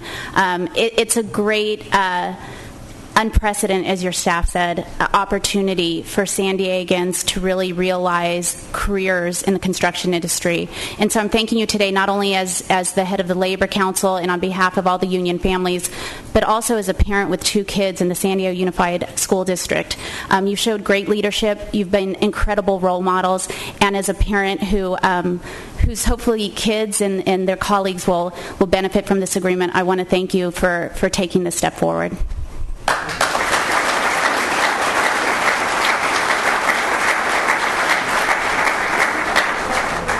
Hello, my name is Chris Heinsohn, and I'm with the Coalition for Fair Employment and Construction, 13825 Kirkham Way. And this is unprecedented and a change of direction. And I'm here to present to you as a taxpayer in this district. And I'd like to pose this question, but haven't we already done this already? How embarrassing is it that local unions are now asking you to take up this divisive and discriminatory issue again just because they couldn't agree to it the first time? Now they're asking for a second project labor agreement within a first project labor agreement just because the carpenters and trade council can't get along anymore. Now you're asking for a second PLA on top of a first. Isn't a project labor agreement supposed to be a final agreement for streamlined and efficient use of funding for a large project? Do you not understand now that this is destroying that whole purpose? How many more agreements do there really have to be? 3, 4? How many more internal fighting and squabbling is going to occur before all this happens? Do you think that's efficient? Is that streamlined?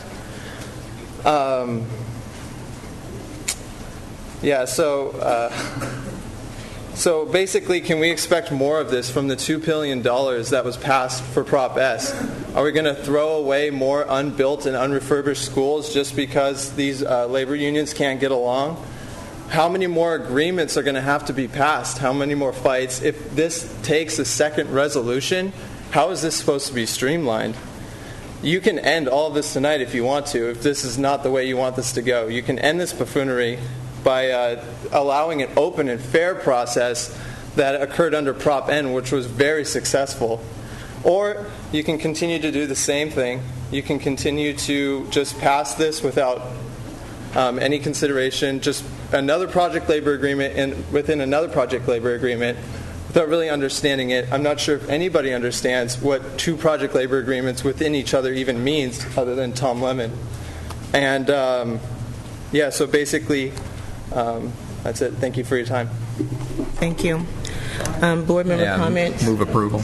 Okay, we have a motion to second. And a second. Board member comments? Yeah. I won't be voting for this tonight, as will come as no surprise to a lot of you. My concerns with this have been from the very beginning, how this was implemented, how it came to pass, and concerns, I just think it's overly broad, given our community and the makeup of the percentage of labor. I also am very concerned. I've got people in my community who have been good citizens, good taxpayers, and they might even be union, and because of zip codes and such, they're not going to get a crack at this. So, I know families that have met all the criteria, but they're losing their homes. They've been staunch workers. They've showed up for work. They've gotten the education that they need, and they're not going to be eligible for this, and that bothers me tremendously. I want to go on record as saying that Prop MM had prevailing wage.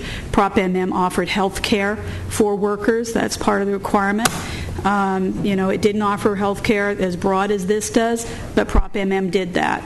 So I, regret that I'm not going to vote for this, but I simply, I think it's overbroad. I think it's fatally flawed, and that it's going to be more problems and cost more money in the long run for this district. And when we put Proposition S in front of the voters and passed it by the Taxpayers Association and went to the labor unions and asked for their support, and nobody ever mentioned a project labor agreement, so it was brought in under cloak of darkness. Nobody thought to even ask about it. So that bothers me tremendously. I feel like I was part of a bait and switch when I had no idea. So I can't really can't support this and will not. And thank you. Thank you.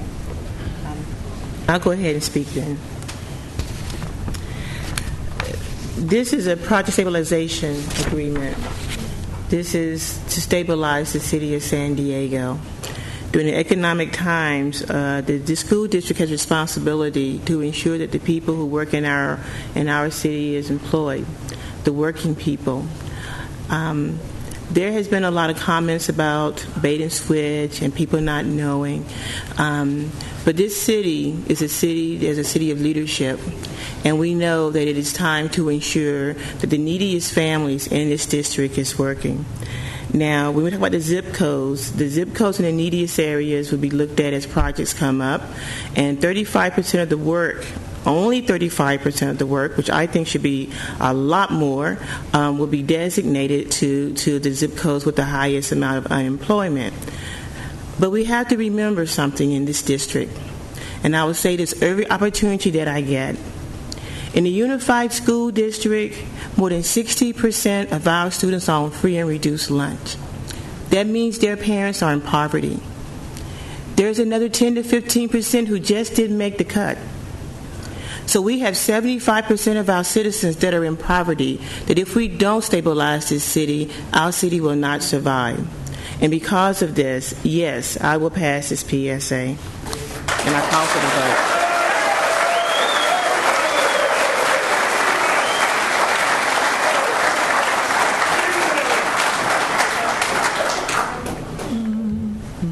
I call for the vote, Ms. Ward. Over. Thank you. It passes 3-2. Take a 10-minute break. Pause for 10 minutes.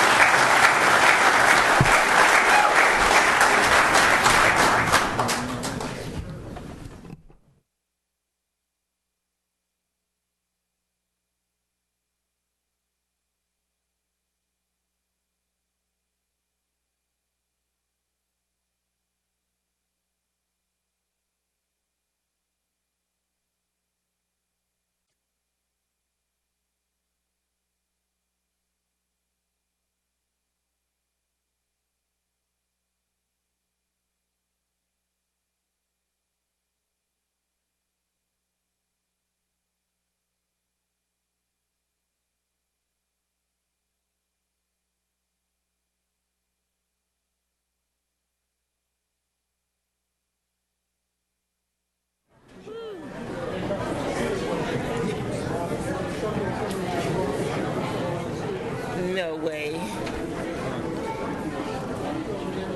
The what? Yeah.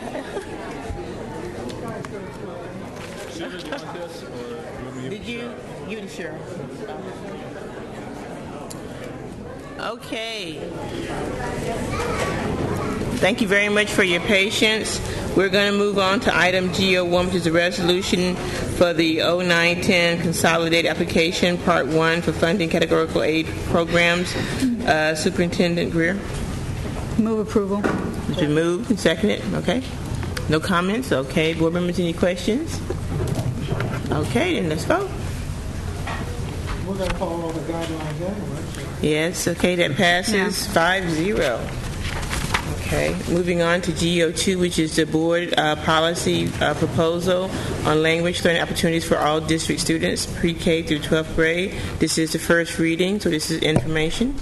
Okay, Superintendent Greer. Thank you, President Jackson. Terry Walter is here from our English Second Language program to discuss this issue with you. This issue primarily surrounds two areas. One is biliteracy in the district, particularly for children who speak English as a second language in early grades in the district. The other component of this also has to do with the A to G curriculum that the board has adopted and the new requirement that we teach a second language to all high school students, 2 years of the same language. That language also can be taken at the elementary level. So, Terry, we're glad to have you here. I also see Dr. Ochoa and some other members of a task force that's been working on this. So we look forward to hearing from you. So good evening. Again, I'm Teresa Walter, the Director of the Office of Language Acquisition, and we are very pleased to bring forward to you this first reading of a language learning opportunity for all district students, proposed board policy. The policy, again, was drafted at the direction of the superintendent and with the support and advice of the Latino Advisory Committee and many other parent groups, teachers, administrators, task forces, who am I forgetting? So at this time, I know there are many, many in the audience, and I would like them to stand up because it was very much a collaborative effort in drafting this. So if you were here, if you had participated as either the Latino Advisory Committee, the Policy Drafting Subgroup, World Language Advisory Committee, the Biliteracy Task Force, DLAC, our parents, or others who contributed, would you mind just standing so we can see the work of the group? Thank you so much. And these are those who can be there during a busy summer schedule. So, again, we wanted to thank you and also, again, reiterate that this is a huge collaborative effort. And it speaks, I think, to the interest that is shared in the community and individually, I know, by each of the board members on this topic. So this policy does recognize the value and benefit derived from being bilingual, being proficient in more than one language, and as policy, it is intentionally broad and inclusive. At its core, it's intended to provide guidance and a common vision, a common direction for the district, and it will, in essence, also promote really strong articulated pathways for language learning opportunities for students and result in real language use, real language proficiency. So in looking at world language pathways, we want to make sure that we establish as a district world language pathways that are clearly articulated, that begin at elementary schools, move into middle schools, and then move into high schools with a clear path. This seamless progression of proficiency that will provide advanced levels of proficiency as students reach high schools in both social and academic language. There's a saying in world language circles, enter early, stay late. So we know that beginning early does pay off in high levels of ultimate language development and language proficiency. But we also do know that we need to provide for multiple entry points as well. So as students enter world language study at the middle levels or at the high school levels, we want to make sure that we have strong programs that also articulate from middle into high school with the same languages to develop as high a level of language proficiency as possible. Also, in this policy, biliteracy and bilingual programs or biliteracy programs are called out specifically. And that's intentional. The policy recognizes that these programs also provide a viable pathway toward that vision of language proficiency in two languages and are particularly applicable to a large subset of our students. And in addition, these programs immediately use and build on the language capital these students bring with them into our schools. So this language policy does help, as Dr. Greer said. It does provide a little bit of the infrastructure, and it helps position the district toward meeting those A to G requirements, those language requirements, as we move forward. So there's strong reasons we think that this language policy is viable, and it's important in our district in this point in time. But we do anticipate some challenges, so we will be up front with those challenges. As we align our programs, particularly at middle and high school level, and the world language offerings, we need to ensure that every middle school provides world language opportunities. It is part of the Ed Code, and it's an important opportunity for our students, and that those languages continue into high school. So a natural consequence of this and moving toward A to G is that schools may have to make some tough decisions about their elective offerings in order to accommodate the world language programs. Similarly, a bilingual task force has been in place for quite a while, and actually several months, I should say. And they worked very, very hard in producing a set of foundational principles that identify essential aspects of a quality program.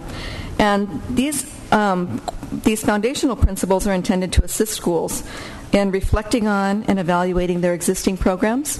They also are useful for other schools who are considering adding or reintroducing biliteracy programs, and would serve as, again, those foundational principles for those programs. They're applicable to the different language models, dual language, biliteracy, immersion programs. And a lot of this work has already begun with professional development for biliteracy teachers, a retooling of parent information brochures, and PowerPoints for informational meetings. So the biliteracy task force will continue to meet and provide input in this area as well. We know that assessment, monitoring, collaboration with all district departments, school instructional officers will be important as well, because this is a system-wide effort that would need to be supported. Again, providing a stated district language policy moves us from an over-reliance on individual beliefs and interpretation of world language or biliteracy programs toward a common district vision of an expectation of quality, effective, and strong language learning opportunities for all district students.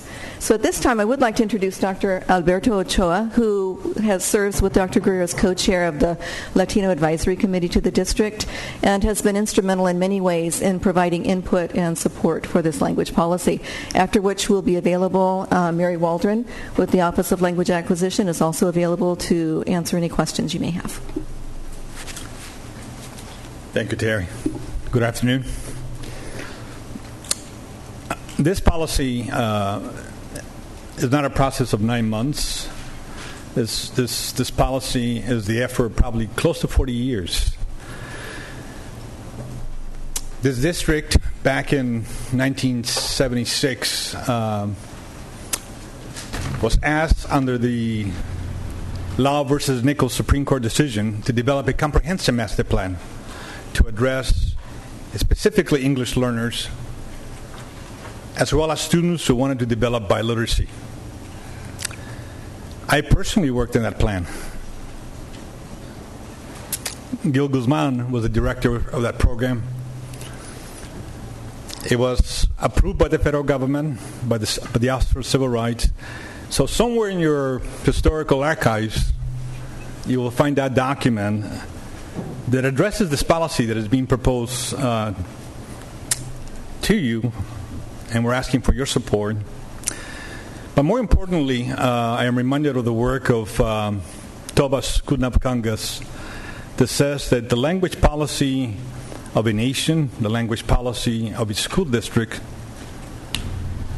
tells us a lot about their desire to culturally integrate their students in their community, in this society. It tells us a lot about the economic integration. So language policy has to do with academic rigor. It has to do with accessing both the development of the first language and the second language in order for our students, all students, to have access to social and economic access to careers. The proposed policy is a first step. And in meeting with you individually, we recognize your complex question that you asked us. And you asked us, if we pass this policy, what does it look like? And our response was that this is something that we have to provide to you specifically under the various options as to conceptually what is it going to look like and what are the resources that are necessary. And we have also, under another federal court decision, Castañeda versus Picard, 1981, that addresses the Law versus Nichols Supreme Court decision in 1974. And Castañeda provides guidelines under three basic questions. And the first question is, can the district provide pedagogical theory to the community as to why they're implementing X kinds of programs? So the follow-up to this policy has to address the Castañeda first question, the pedagogical conceptual framework that are necessary in order for our schools to have clarity as to what needs to be implemented. The second question is a John DeBeck question, and that is, what are the resources for us to actualize the theoretical framework under the first question? And resources not only equates with money, equates in terms of we have the necessary professional development in place, do we have the kinds of teachers necessary to actualize the programs, do we have the curriculum in place, do we have the funds in place? And the third question asks, how are we going to demonstrate that the programs are effective, short-term and long-term, to assure that we have the necessary academic rigor? 227, for whatever reason, destroy parental due process. And although 227 calls for due process for us to inform parents, and under 227, parents have the right to alternative programs, and the alternative programs is the proposed policy in front of you. You recently passed policy under the A2G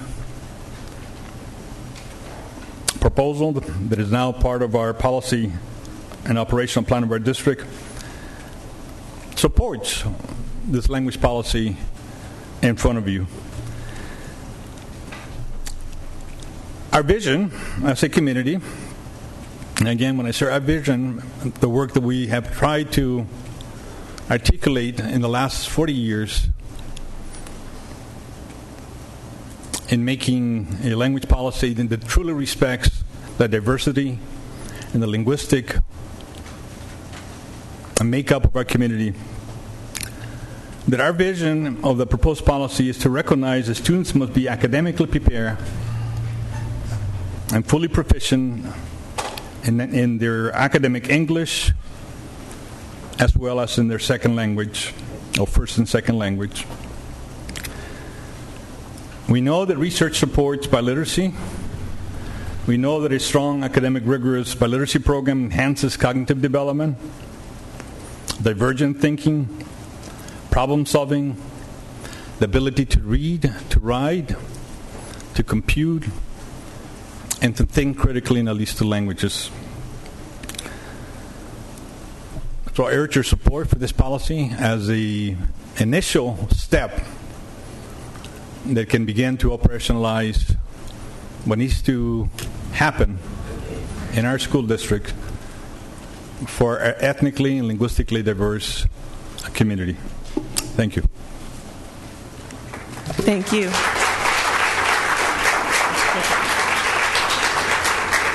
This is the first reading. We'll have public testimony now, and then we're moving to board member comments. Rosalina Salinas, Ramon Espinal, Olivia Reynolds, and Karen Kaplan. Rosalia Salinas, good evening. 1239 Bangor, President Jackson, Superintendent Greer, members of the board. I'm here tonight to urge the adoption of this board policy, which will, in fact, support language learning opportunities for K through 12. This passage of this particular policy will do a couple of things. One of them, I think it's going to send out a real clear message to our community. English learners have very specific needs, and those specific needs need to be addressed. And it will, and sometimes, I have to be very frank, sometimes that particular lens has not been evident to those of us in the community, particularly in the last few years. This policy will also underscore the board's intent to provide these language learning opportunities for all students to achieve that proficiency that Dr. Ochoa and Terry talked about. A while ago, you heard from that parent from Linda Vista. She said it's so much better than any of us tonight are saying it. I want my child to succeed. So there's a caveat that we bring to this adoption. Yes, this adoption is a great first step, but if it's going to have an impact, it has to be placed in context of a well-developed instructional program that has to be driven and informed by research-based professional development. It's not going to happen otherwise. As a community, we urge you that this program be one of rigor and that the board keeps its implementation within your radar and ensures support for that program. Let us take advantage of this moment in time, but let's bring to this first step a real integrity of purpose, and let us create the very best programs for all of our students. Thank you for your time. You're welcome. Thank you.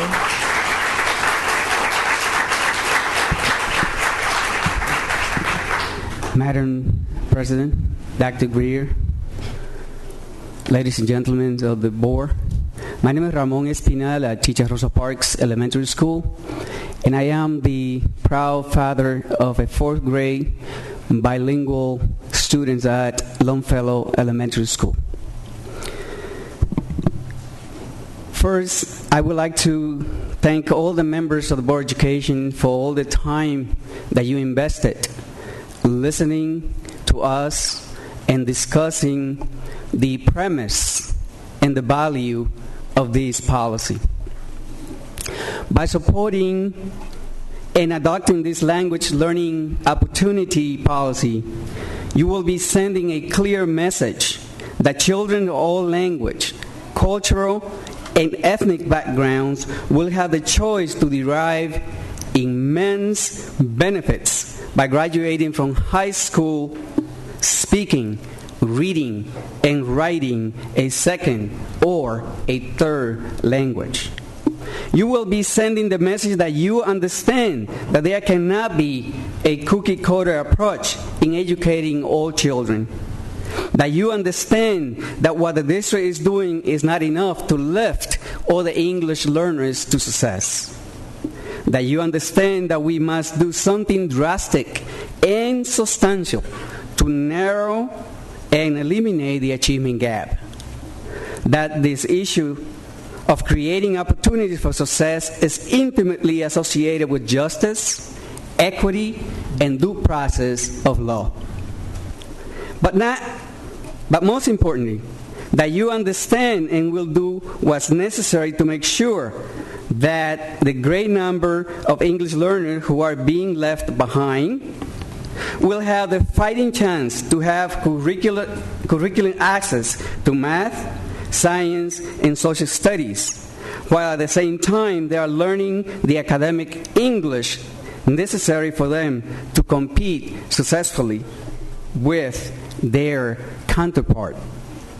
Dr. Kenji Hakuda stated in his deposition regarding 227 before the California Supreme Court that a substantial body of basic research in cognitive science supports the view that academic knowledge does not develop efficiently when a student does not understand the language of instruction. Furthermore, that recent research and the ways which understanding in academic discipline develops shows that different areas of knowledge, such as history, science, and math, have different structure of knowledge, and their development depends deeply on language. The adoption of this policy will give the district staff in charge of this area of instruction and learning the green light to work with school principal, while at the same time taking the conceptual A-STRAM programmatic framework, design, disable, and develop a quality and rigorous 21st century language curriculum. Thank you very much, and I hope that you vote unanimously on August 4th for this policy. Thank you.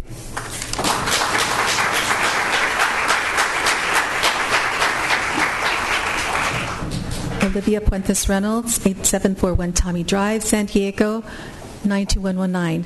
Board members, Dr. Greer, ladies and gentlemen, as a native-born San Diegan, educated in public schools, a 32-year retiree from local municipal management, a longtime civic volunteer in the San Diego community, and in particular, a volunteer in efforts for the successful education of each of our children, I urge you to approve the success proven by literacy policy.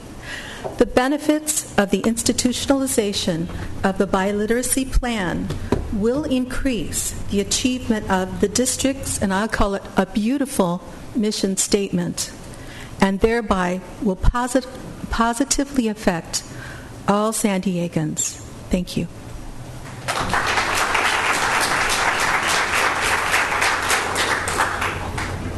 Good evening. Thank you all for the time on this item.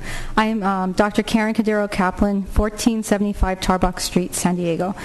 As a community member and current and past board member, past president of the California Association for Teachers of English to Speakers of Other Languages, CATESOL, I'm here today to support the policy of language learning opportunities for District K-12 students. This policy came to you today in part via open meetings with local professionals in English language development that we've had with Superintendent Greer, Deputy Superintendent Morris, who pushed the committee, led by Terry Walters and Mary Waldron, to look at research to inform this policy and programming models. So it's important to understand that this was informed in part by that push. The collaborative process that resulted in the policy statement, which is a first step, as my colleagues have stated, reflects a concerted effort from district leaders, teachers, staff, parents, and community members who understand that language is a valued resource to be developed and that academic knowledge transfers across languages. I believe, and I think as well as many of us on the committee believe, it's time for the district to have effective biliteracy programs that provide opportunities for students, as the parents stated earlier, to develop the ability to read, write, compute, and think critically at a high level of proficiency in at least 2 languages. I urge you to support this policy, and as my colleagues have stated, a unanimous support for this policy would be very appreciated. Thank you. Thank you. Again, this is an informational item. Mr. DeBeck, you wanted to speak first? Sure. Well, I'm looking at the California standards on language, and there's a whole lot of stuff in here that may or may not be relevant. The concept, I support the concept of language learning. I think it's important. I think it's an important tool. I don't see this policy as implementing anything that has to do with California standards. And I'll use an example. I'll read just a portion of it. I'm sorry, it does take a little time. Studying a foreign language completes and improves the student education. Then I skip down. This framework seeks to improve foreign language education by relying on the guidelines of the language learning continuum. For more information, see Chapter 2. Then it goes on and it says, this is page, it describes what students should know and be able to do as a result of learning a second language. Nothing in here says that. The continuum sets clearly defined goals while allowing for flexibility in the local curriculum. The need for foreign language instruction for all students is clearly evident in the context of academic achievement, educational reform, and leadership.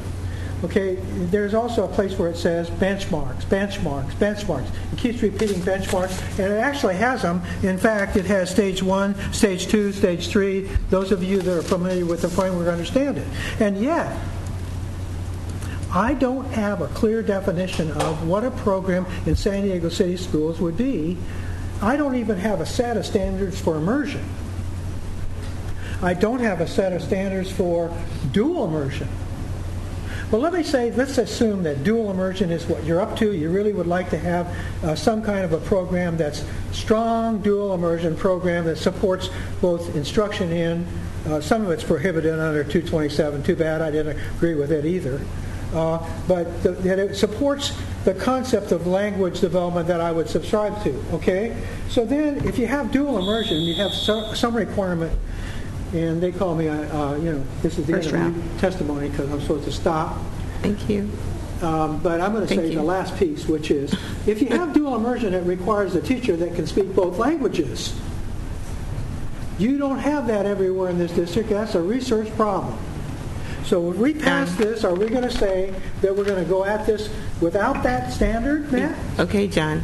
Mrs. Nakamura, please. Yeah, I'm sure we're going to be doing a second round. Yeah, maybe 3. This is a really, I think it represents a step forward in many ways. It's something that I, personally want to support. Dr. Ochoa, I'm sorry, but I do have to say I worked in your division in 1976 at the School of Education in San Diego State, and that was only 32 years ago, not 40. Just for my own, and I can guarantee that Dr. Ochoa has been working on this indeed that long. So probably longer, actually. So, but I do have some concerns about this. Specifically, this is the policy, and we have the bones of this. But is the work of the biliteracy task force incorporated by reference into this policy? Specifically, the cohort schools that are identified. They are. Okay, I have a lot of concerns with that. First of all, I don't believe that that's really a fair distribution throughout this very large school district, since most of those schools are within a few miles of each other. If we are respecting the diversity of San Diego Unified, I believe that there should be restored at Jarabek Elementary School the Spanish elementary language program that we took out by its roots. This last spring, we removed the language program in Spanish from a community that dearly loved that Spanish language program, and I believe that that's a respect for diversity as well, because I want children of every socioeconomic background to have that type. Also, Sunset View also had its Spanish language program removed. And we're told for budget purposes. So those are only 2 schools. But I'm also concerned about the preponderance of Spanish. There are other languages spoken within this district. I had a very good time speaking with Bracualdo Sensei in the back of the room in Japanese. I had a good chance to practice with him. We have 4 schools, not 3, in San Diego Unified that do Japanese. You skipped Henry High School, also offers Japanese. And we have regionally one of the strongest Japanese language programs in the United States that has been supported by the Japan Society of San Diego Tijuana for a number of years with their JCAP competition, which is really remarkable. But we have no 8th grade, K-8 support for those extraordinary programs. And we're not alone in this. San Diego has a strong Japanese language program, as do schools down in the south. to the south of us. It's a very strong language regionally. That language, just to call one out that's near and dear to me, is not represented. Filipino is not represented. Huge population of Filipinos. So that's my first round, okay? And those are my concerns.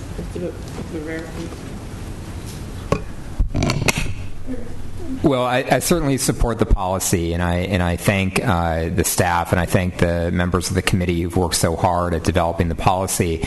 But as Dr. Ochoa said, the policy is just the beginning. It's the first step. And I think following the Castañeda framework that you laid out, what I would be interested in next week is an outline, with some timelines about, when we could look at the development and clarity around the instructional program, around the capacity building and resources necessary to carry out that instructional program, and around the evaluation and assessment of the program. So I think that would be helpful. Again, the Castañeda framework I think is very clear and simple, and if we could kind of follow when do we anticipate being able to put those pieces in place, that would be helpful next week. A few issues related especially to English language learners, and this I suppose goes to the kind of the second part of the Castañeda framework around capacity building, but it really is, given that the overwhelming percentage of our English language learners are currently in some form of either transitional transition to English immersion or English immersion. How do we sort of, if that's point A and biliteracy is point X, how do we get from A to X? How do we increase the percentage of English language learners that are involved in a biliteracy program? And I'll save for round two that last point that I had. Okay. Dr. Evans? Yes, I also want to thank the staff and the community members who've worked so much on this. I really like it because it's very thoroughly thought out, and it's not just throwing an idea and a program together, but saying, let's look at really the basic values here. And I agree with Ms. Barrera. I think we have to come up with some pictures of what this might look like in an ideal sort of way. I know you're being very clear. This is not just we're just jumping into something, but we're going to carefully think this through. But I think it's a good idea to have a picture of where we're getting to, which would mean I would think that English language learners in our district would come out fully and that our English-speaking students would come out with a high level of proficiency in another language, so we'd have 2 or 3 languages. We have such an opportunity and diversity in San Diego, whether it's obviously Spanish, but also Somali, Arabic, Chinese, so many different languages that we can incorporate. I mean, this is just a huge opportunity for this district really to lead the nation to move away from our very self-centered, everybody in the entire world needs to speak English and actually become part of the world community. So I think it's just an excellent opportunity. And I think we really need to do this very much in the same style that we're looking at the A to G framework, which was not that we're going to implement all the rules in September and therefore cause harm to kids who get caught in the middle. And as Mr. Barrera was also saying, how do we make the transition from the current programs to a program where we are focusing on biliteracy. And I really like also, I've studied this area a lot. I really like the whole focus on not just limiting it to the bilingual term, but biliterate, so that we really have people that are fully proficient in both languages. Mr. DeBack, please. Okay, thanks for another chance. Okay, I think, the motion before us is that we have... Not a motion, this is just information. We haven't had the motion yet? This is just information. All right, but the motion before us has that we adopt this language program recommendation. It's a first reading, but it's still a motion if it goes forward. I'd like to make sure that if we pass this at the next go-round, that the district language staff and the board will approve recommended standards for each language acquisition program. For me, sampling a language doesn't meet any objective other than just I know it when I hear it, but maybe I can say hello and goodbye. But then there's some kind of proficiency level, which the state has stages of, and I think that there shouldn't be any program that we start in this district that doesn't bring both the native language speakers and the non-native language speakers to a level of stage 3 proficiency in either of the two languages. So if what's good for the language learner in Spanish should be good for the English learner in Spanish. So that if I have a kid that speaks Spanish, and they're in a dual program or in a bilingual program, the outcome should be, yeah, sure, I could read it. They should learn their math in a class where math instruction is supported in their native language as well as in English. Okay, so that each of these so that they're not handicapped by their language and their academic support. I've always said this as a simple comment: you can learn democracy in any language. So it doesn't matter about whether you learn it in Spanish or English. You can get the concept of democracy. The same for mathematics. When you get into certain technical areas where there's a vocabulary that isn't there, you need some help in both languages to learn a new vocabulary. But for me, the outcome of this, whatever dual experience should be the same on both sides. And if I can see a kid enter a class and they come to the end of it with a stage 3 proficiency, and they're an English speaker, and a stage 3 proficiency, and they're a Spanish speaker, so be it. Then I can say the program met some kind of objectives. But if it just have a course, ain't going to vote for it. Thank you, John. Mrs. Nakamura, please. Yeah, to continue the conversation, all of you language teachers out there that I did not call out because I called out Japanese, I want you to rest assured we love you too. Okay, it's not just Spanish and Japanese. There's also, French and Latin, and although I'm not sure if does La Jolla still teach Latin? Yes. Do we know? Do they still? Yes. Because they dropped it about a couple of years back. But they're good. They kept it. Gompers Charter Middle School also teaches Latin, by the way, for anyone interested. But the wonderful languages that are out there, German, it's just amazing what we have. Arabic, all the different classes, Chinese. So my concern, however, is the one comment you said about painful choices regarding electives. That schools are going to have to make painful choices regarding electives. What do you mean by that? Yeah. Are we eliminating drama? We're eliminating debate? Are we eliminating dance? Are we eliminating, music? What are we eliminating? The way we're envisioning this policy statement is just a broad statement of we're about and supporting language learning opportunities. But we do know that in budget times, such as we're in, that I can't anticipate exactly what choices a given school would have to make. But if I'm at a school where I need to offer a language course so that it can be articulated, and I have a given budget, I may not be able to offer every course. And I think that decision certainly doesn't rest in our office. It would be something that would be part of... Well, I know in districts where I've worked that have tried to implement the meaningful language programs, particularly at the elementary level, when you didn't have money to just go out and hire an extra Spanish or German or a Japanese teacher, we asked principals to take a hard look at the enrichment courses that they offered to students. And we didn't, in those particular districts, eliminate music, we didn't eliminate art, we didn't eliminate physical education, but we offered less of that to be able to also offer foreign language. And Terry will tell you that the Foreign Language Associations of America, and there's 2 of them, will tell you that to teach children a second language, you really need to start early. Kindergarten, 1st, 2nd, 3rd grade, that's when kids learn a second language easier. And that you need to offer it at a minimum of 2 times a week for 40 minutes per time if you want kids to progress. And so that kind of conversation, when you don't have enough dollars to hire additional language teachers, and you start saying to principals, and as you have retirements, as you have openings for teachers, that's your enrichment teachers, we would encourage you to also look at language teachers to offer language instruction. Okay, And, you're cutting into my time. Okay, I apologize. I'm sure that's not your time. That beeper's going to go off. Am I on pause? Was I on pause? Okay, good. I don't Good, get Cheryl. Thank you. All right.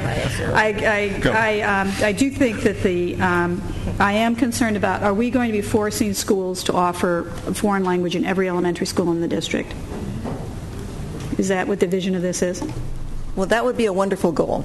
But at this time, I don't think it's realistic. Okay. What we're envisioning is really those options, that parents have options and opportunities to participate through magnet So only programs, those through cohorts? choice programs, through biliteracy programs, to develop those language opportunities.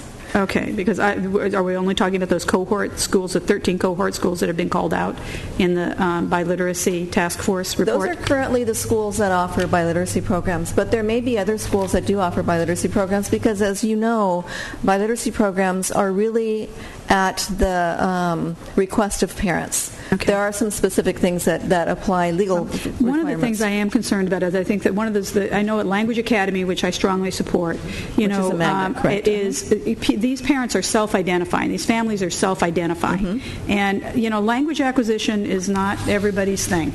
It's not what everybody really wants to do. And there's nothing worse than making a kid go through, and I'm sorry to pick on the French, but French irregular verbs when they don't want to.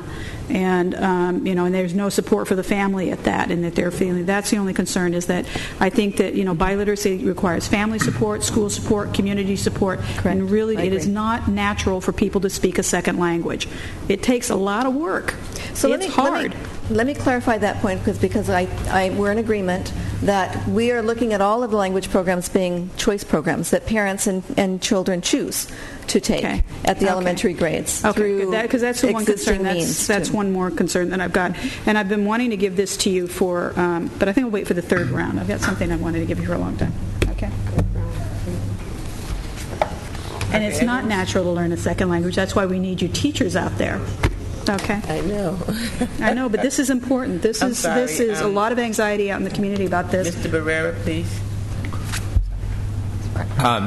So just a couple of other things that it would be good to talk about next week. With regard, Terry, to the point that you just made about parents requesting a waiver to be, to have their kid enrolled in a biliteracy program.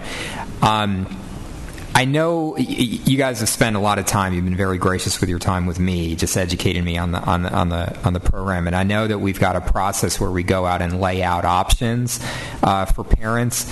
I think what I'd want to see more of, however, is if we believe, grounded in research, that biliteracy is the strongest option for parents, I'd want that to be part of our process that we talk about, so we're not simply neutral. That when we talk to parents about their options, we say that we as a district are moving towards a biliteracy program because we think, grounded in research, it's the best strategy for your students to learn English, retain their native language, and also master academic content over time.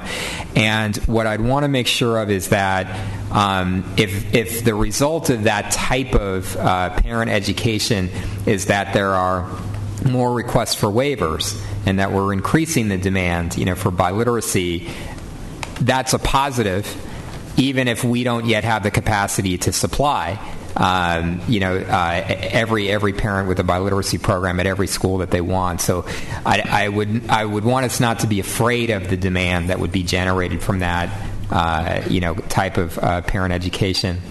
And the last point, and maybe we'll take it up in round 3, but I'm interested in the degree to which and the discretion that we have as a district to allow students to test in their native language around our standards testing, particularly when they're in the process of learning English, so that we really are getting an assessment of their mastery of the content, around math and science and other subjects. What degree do we have the discretion as a district to allow students to test in their native language, and to what degree are we exercising that discretion? Dr. Evans, please. Yes, I know especially now when we're dealing with budget problems and so forth, we kind of look at either or and what can afford, both in terms of money and time and so forth. But I think we really have to look at language learning as an essential part of our curriculum. Now, I know you can say that, well, not everybody's into learning another language, but I've talked with a few kids who are not into learning algebra, and a few others that are not into, a few other subjects. And we choose to teach it to them anyway because we believe it's going to this academic rigor, these cognitive exercises, that the algebra, the logical thinking and so forth is actually going to help them in their lives and in other areas, even though they're not applying their algebra on a daily basis. And I think the same can be said of language learning. I mean, the cognitive flexibility that someone can develop through learning another language, I think is useful in a lot of other ways. I know we were talking about, the term was used if they're going to be forced to learn a language, and I really don't think we need to start at it that way, because I agree with Ms. Ferrer. I think what we need to do is create the demand. In other words, if we show, and if it is the case, that we can get better results through these types of programs in a variety of ways, then that's what we need to present to the community so that the community can make informed choices. Okay, we'll do another round if we want to continue on this item. Mr. DeBeck? Okay. I don't know if I'm getting my message across, but I have a feeling that we need standards and we need to be able to describe what our programs consist of. Now, I'm going to ask a question, if you don't mind. If a parent has signed a waiver under Prop 227, that they're basically saying we want biliterate education, or okay, what's the program standard for the kind of program they entered? Would it be that they would have a class of all Spanish speakers with a bilingual teacher? Would it be that the class would consist of 20% minimum of English-speaking students and a biliterate teacher? Is there any program standards for the waiver? I don't think there is. So what I think is when the person signs the waiver, all they're saying is, I don't want immersion. What I want is an alternative way for my kid to learn the subjects that are taught in school. But I think that's a fallacy in itself, that you should have a program standard for what a waiver, what does that entitle you to? Does it entitle you, and I bet you that if I went to different places where the waivers are signed in the district, I would find absolutely no standards for that class. What I'd find is probably a biliterate teacher and no other comparisons that anyone could actually find that are equal. Am I wrong? Somebody knows. This is Mary Waldron, who's the program manager for the Office of Language Acquisition, and I invited her to speak to this also because the document that we refer to, and I believe you have a copy of it, it's the foundational principles that the Biliteracy Task Force has put together as a plan for biliteracy. It addresses many of the things that you're mentioning, including standards, including more of a consistency with biliteracy programs. I believe you're accurate when you say that there isn't a consistent implementation of biliteracy programs across our district, and that's one of the things that we are working on currently. And I think that you've acknowledged that I was probably on point. Now I want to get to the point. Do we have an absolute definition of what an immersion program is? When does it stop? When do you stop being immersed in, let's say, the foreign language, and you transition to instruction in English? Is that defined under our policy, or is it just? It used to be different at Longfellow. It's changed over the years. Well, you're right, Mr. DeBeck. I'm not sure that we would be able to go to district policy documents and find a definition of immersion per se, but the current immersion programs that we have in our district, such as the program at Longfellow Elementary, are very much standards driven and very much driven by the research that defines. Right. I've seen the controversy over standards at that school for a long time. Right. So that's where my experience comes from. But my real point is this: if the district experts can define for the public and me what an ideal immersion program should be, then I've got a yardstick to measure when I go to a school to say, well, what's going on? In the third grade, they're all speaking English to their teachers, and it's an immersion program. That doesn't seem right to me, okay? Unless the standard is that's where that English part comes in. What happens in a dual immersion class? Do they keep speaking English and Spanish all along? Are half the learners English and half the learners Spanish? If they're not, how can it be dual immersion? It's just helping somebody in their native language. Okay. See, what I'm getting at is define the program and let's try and work toward a model. I absolutely agree with you on that point, Mr. DeBeck, and we have a wide body of research and studies that do define for us the essential characteristics of both immersion and dual language immersion. I think that the current programs that we have at Longfellow, at Language Academy, have been driven by all of that information. But you're right, over the last few years, over the last several years, there have been some changes made to the instructional model at Longfellow and at Language Academy for a number of reasons. But I think, again, I think your point is well taken, and I think it also speaks to the need to have this type of district board policy so that we can continue to provide that guidance, and then also monitor implementation of our existing programs as well as programs that will present themselves on the horizon, over the next few years. So I think your point is very well taken. It's bound to happen. Again, using Longfellow and Language Academy as examples, those programs have been in our district for over 30 years. So there's a certain amount of evolution that occurs for varying reasons, and it is. And I think this policy would provide us again that additional emphasis, so to speak, to revisit the instructional models.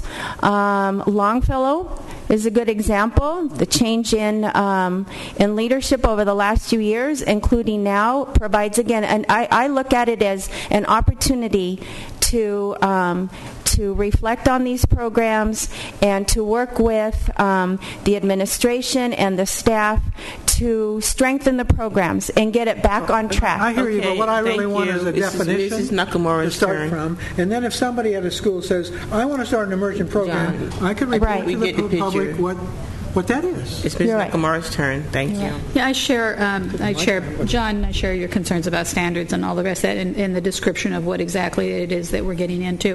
One of my big concerns is actually ESL, English as a second language. Right. Learning. I taught for a year, as you know. And we have had someone in the district working on academic language with our second language learners. Noni Lasso? Yes. From Harvard, what are we doing with that? Because that was tremendously good work. How is that folded into this? I'll let you speak to that. Noni's work is at the middle school levels, predominantly right now at 6th grade, moving into 5th grade. And Dr. Greer, you would know the details of this also. And that is specific academic language vocabulary that targets, or it's particularly effective for English learners and other students who need wide variety of language support. That's usually found within the English courses of those students as well. We piloted that program in, I think, six grades this past school year. Tremendously popular program with our teachers. We will arrange several of them to come and talk with you about it. Our goal was to, this coming year, expand it into all 6th grade schools and to have a pilot program in 5th grade for the coming year. We talked to Noni a bit about, since it's been so successful with teachers, particularly, and teachers support it so much, they were involved in working with her to develop the program. And I think sometimes we need to remember that when you do things with people, they don't feel like you do things to them. And so I think that's been important. And what we're trying to figure out now is financially how we can work on piloting it at the have it in all 6th grade classrooms, piloted it in a few 7th grade and 5th grade, and just start a program of cascading it down. What we really believe and what Noni believes is that middle school is particularly important, but it's also important to move it back down to the 4th grade as well. I agree with that. I'm very concerned actually about the dropout rate. There was a study that I've shared with the board before. When we look at our dropout rate in the district, it's 40% of our kids who drop out in the 10th grade. And I wouldn't be very surprised if that happened to be a lot of second language learners who happen to have great accents and sound like they understand English, but can't keep up academically and give up in that 10th grade. And it breaks my heart when I look at that. 40% of the kids who drop out 10th grade. You can just see them struggling in the 9th grade. Also, Montreal, when I was studying linguistics, Montreal was used as this, shining example that we should all be like Montreal and learn French. But recently it has come out that Montreal has the highest dropout rate in North America. That bothers me a lot. As we take this great leap forward, I don't want to be Montreal necessarily if it means that the kids drop out. Because if they're dropping out, they're not getting any support whatsoever. I'm not interested in doing this unless we do it well. Absolutely. I think that's tremendously important. But secondly, something that stuck with me when I was at doing a senior projects was a young woman, and I've talked to you about her before, who I believe her background Southeast Asian, I think possibly Vietnamese. I can't quite remember that detail. But talking about pronunciation and fluency, she was so paralyzed by her accent in making the presentation. She didn't know I'm married to somebody from Japan who has a very heavy accent and didn't come here until he got all of his academic language in English, or in Japanese, and now teaches at the university. But I've wanted to give this to you, Ms. Walters, for a long time. This is from UCSD, and it's a series of courses: Advanced Pronunciation and Fluency, Accent Reduction Seminar, Pronunciation and Fluency. I think it's important. We need, speech pathology support, and UCSD is offering these courses. I think we should offer these courses as well to help kids bridge that gap. We have some kids who sound like they can understand English perfectly and have great accents. I sound very good in Japanese, don't I? But I don't have that academic language. Mr. Barrera, please. Okay, Dr. Evans, please. Speaking of language, the less said, the better. Okay, thank you. Phew. We're moving to the next item. This was the first read. Can't say we don't care, right? Okay. Let's move on to H. We have HO1, which is Operation Expectation Monitoring Report, Treatment of Stakeholders. This is a 6-month update. Dr. Greer. Thank you, President Jackson. Bill Coble will lead us through this discussion.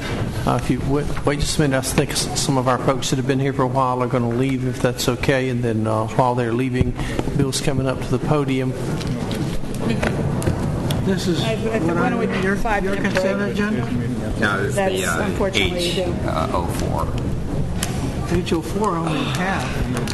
HO1. I'm sorry, H01. I got padding on those shirts when I first got on the board. It's He's been a stakeholder? Yes. It's been late a couple of times. It's HO1. Yes. Second, these folks who wanted to leave. Member Jackson, while these folks are leaving, back in October of 2009, the board approved our Operational Expectations Monitoring Report, OE3 treatment of stakeholders, and requested a 6-month update to address Section 3.1, 3.2, and 3.3 regarding protecting confidential information, handling complaints, and maintaining a culture that values all stakeholders. As a part of policy governance GC6, cultural awareness, and an annual work plan, the board will continue to monitor this. Bill is going to give an update tonight on what we're doing. Quite frankly, we feel like we do an excellent job in many of the areas outlined by the particular policy. We also know that we've got a lot of work to do in others, and it's my particular goal as superintendent to make sure that we treat all of our stakeholders with dignity and respect, that we do a better job communicating to them in an open and transparent way.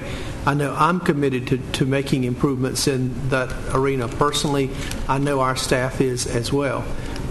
We have changed the monitoring report, and Bill will talk with you about that. Bill? Thank you, Dr. Greer, and board trustees. Thank you for your time tonight. I'm standing in here as a proxy, actually, for two people. Joan McRoby, our interim chief of staff, actually did the original OE3 in October. And I just want to walk you through a little history so you're aware of it. OE3, the treatment of stakeholders, was first reported to you and was deemed to be compliant in October. However, during the conversation, and this was one of the very first of the operational expectations that you received, there was a lot of feedback, not only from yourselves, but testimony from some members in attendance that evening in October, and you asked for a 6-month follow-up. And Joan did do that work.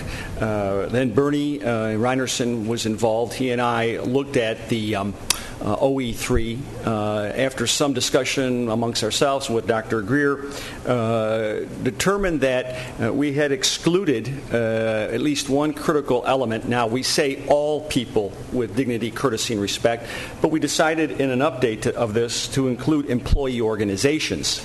As a result of that discussion among ourselves, we deemed ourselves to be compliant with exceptions, and we really want to develop those when we come back to you in November. So what you saw in your package was actually a couple of documents. One was Joan's update, actually was 9 months later, and I can walk through that very quickly. Secondly, was what Bernie and I worked on, which was a modification to include employee organizations, and there were a couple of areas where we noted that we in fact did not have a timely, all-inclusive engagement in decision-making, especially with employee organizations. And as that evolved over the last 6 months, we all recognized the complexity and the churn of the discussion. And so that's why we concluded that what we were doing was with exception. And in fact, on page 8 and 9 of the draft enclosure, we do talk about doing a much better job of early notification of potential changes that impact on employee organizations, and a need to come back around and focus on that. So, what do you have here? You actually have an operational expectation with 3 parts to it. One is, are you handling sensitive, particularly classified or confidential information in an appropriate way? Secondly, are you effectively handling complaints? And third, are you maintaining an organizational culture that values differences, includes people who potentially are impacted by decisions, who provides for an open, welcome, responsive environment? That's the 3 pieces you're talking about. I think when it comes to assessing based on handling of information and on responding to complaints, you have a little clearer picture of what you're measuring. I honestly believe in the area of managing and maintaining your culture, you're in a more qualitative and in a fuzzy area, which we need to clearly work on and improve upon when we come back to you in November. Now, if I could just shift gears quickly, what Joan was asked to do when she was responding to your October inquiry was a couple of items. One was concern from a number of the employee organizations about the fact that we were utilizing volunteers at school sites that were not part of staff. They were independent parents or some other different element who could potentially have access to sensitive or confidential information. So that resulted in a research effort involving Daryl, our Chief Information Technology Officer. We did do some updates. If you recall, this past spring, I brought to you a revised volunteer policy procedure, and we made a point of saying that henceforth the volunteer liaisons in all schools would be staff members. That created that firewall between volunteers not associated with the district having potentially some access to sensitive information. So that was viewed as one of the potential corrective actions for sensitivity information. A second element was we were waiting on a FCMAC report that was looking at what was perceived to be structural problems that could result in exposures of security risks. The FCMAC final report of that time frame did not have any findings with regard to security breakdowns or information breakdowns. So Joan brought that up as specific feedback to you from October. In the area of handling of complaints, your request to her was tell me what type of complaints we get. What are the size of the numbers, the workload, and who's dealing with them? So in her update to you, she clearly, and this is not a qualitative assessment, it was more quantitative, just simply telling you who all is handling complaints. And this ranged from parent liaison staffs working in conjunction with the campuses and going through specific programs, nursing, wellness, the legal organization, internal audit. So she was just telling you what we have in terms of complaints.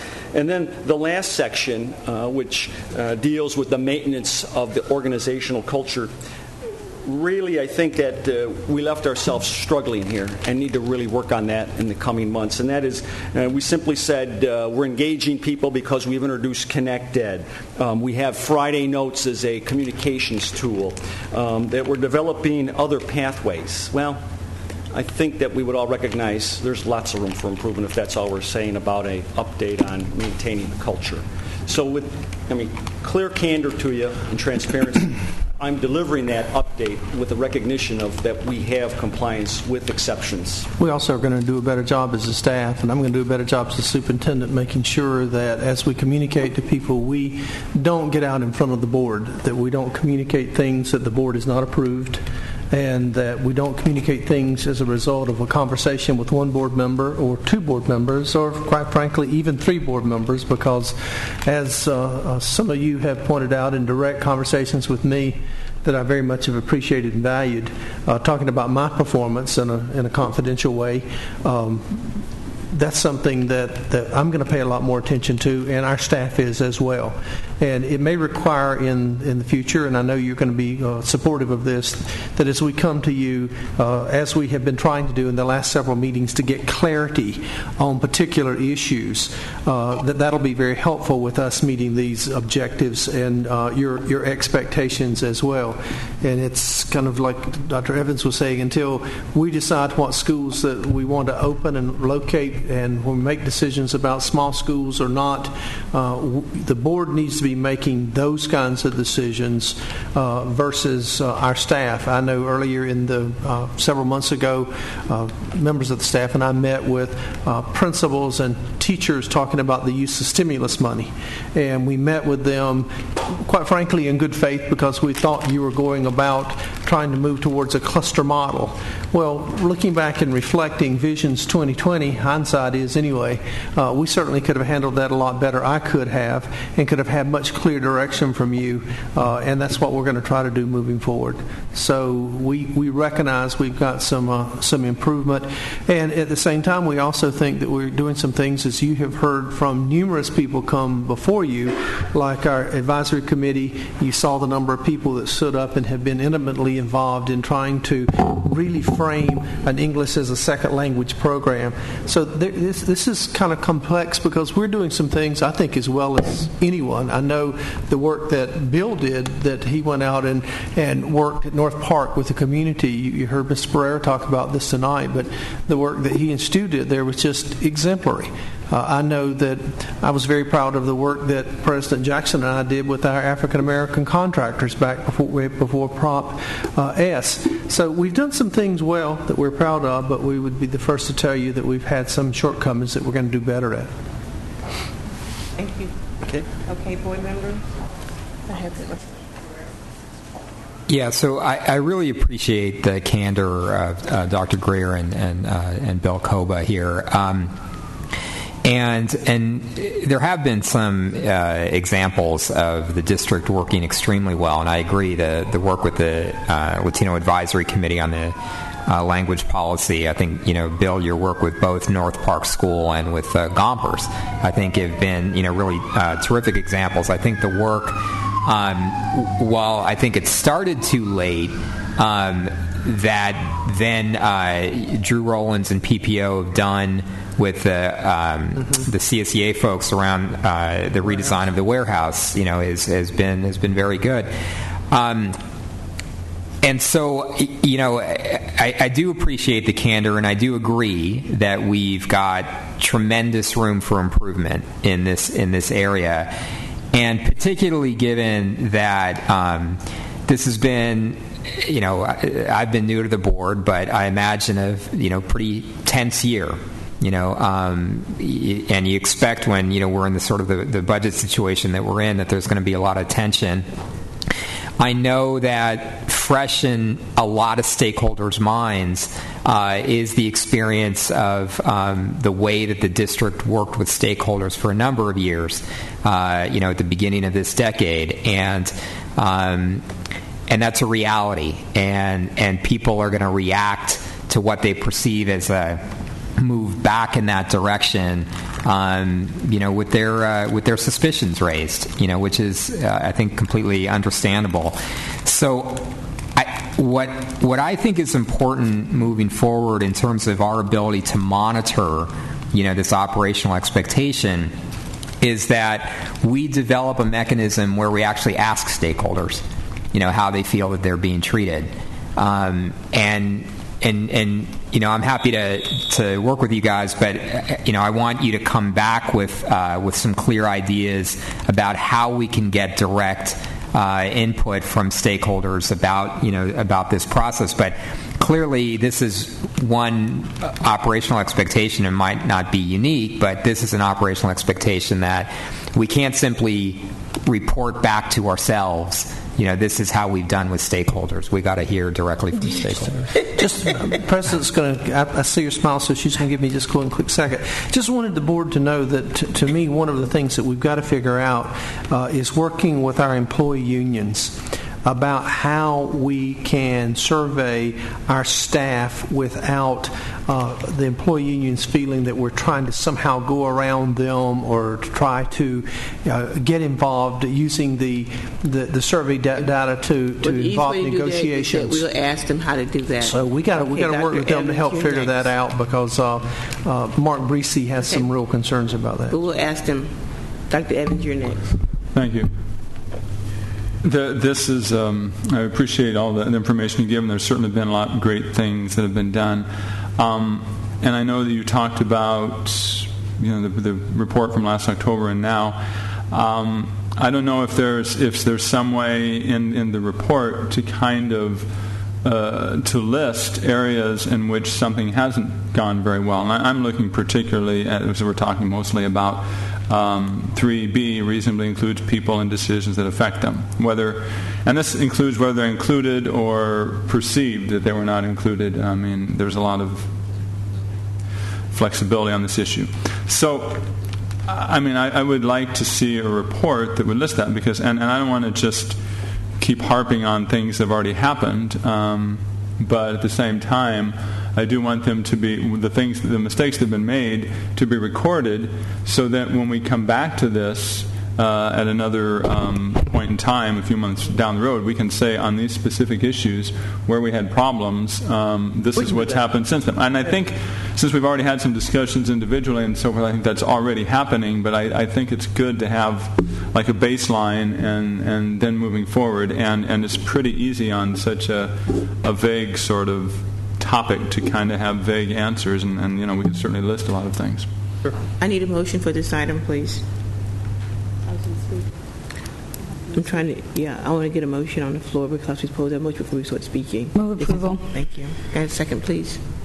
As compliant? With exception? With exception. What exception? I think it's like one. The one back there for... You don't have a check mark on something that's an exception. How can you have an exception? I know there was an exception on there where we were not in compliance and involving our unions in situations where they were not aware until after the fact some of the things that we were doing. And we can also rewrite, and that may be what we need to do with this. If you want to let us come back with this in a month or so and include some of the things that Dr. Evans was talking about, and then also perhaps work maybe with Randy and Linda a bit about how we can modify some of the things that we're talking about looking at to be a little more in line with what I hear and what the staff hears you want us to do. So that may be a better mousetrap. I want to know which one you had marked not in compliance, and it's actually 3B, Mr. DeBay. 3B, yeah, it's yes. 3. Yeah, well, I see 3B. Reasonably includes people. Okay, so then let's put it this way. We review this at this point. Well, let me let her go ahead and speak before we get the motion on the floor, and then we'll continue our round. Then we'll talk about it. Yes, I'll get to you next. Yeah, it's my turn. This is Nakamura. It is.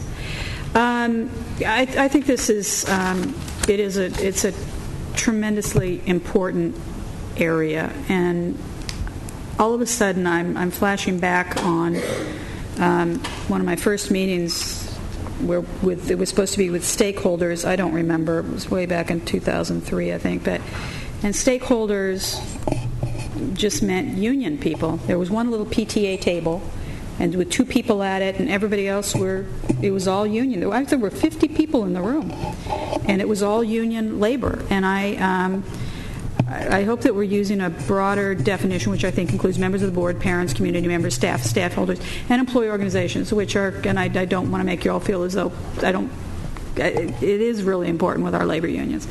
But when we do, Mr. Burrard, you talked about doing asking people how they feel that they were treated. And we've actually talked about this in a number of different venues already, where, we ask parents how do they feel, about where they're at the school. I'd even ask, students, how do they feel without, hanging somebody out to dry. I thought we had a really good example here this morning or this evening. This afternoon, this evening, wherever it was, where there was a woman who came down who was very, very angry, had applied for several jobs, positions within the district, and had not received any, answer back. And I can understand, her anxiety, particularly in this economic climate. That was a good example of how, one person really did feel as though she had not been treated correctly. And I don't know if it's because 3,000 people applied for that job, because we have with our application process now, hundreds, even thousands of people can apply for a particular position. So I don't know if that's the case or what happened with her, but in any event, the ball got dropped. That was an example of where someone didn't feel.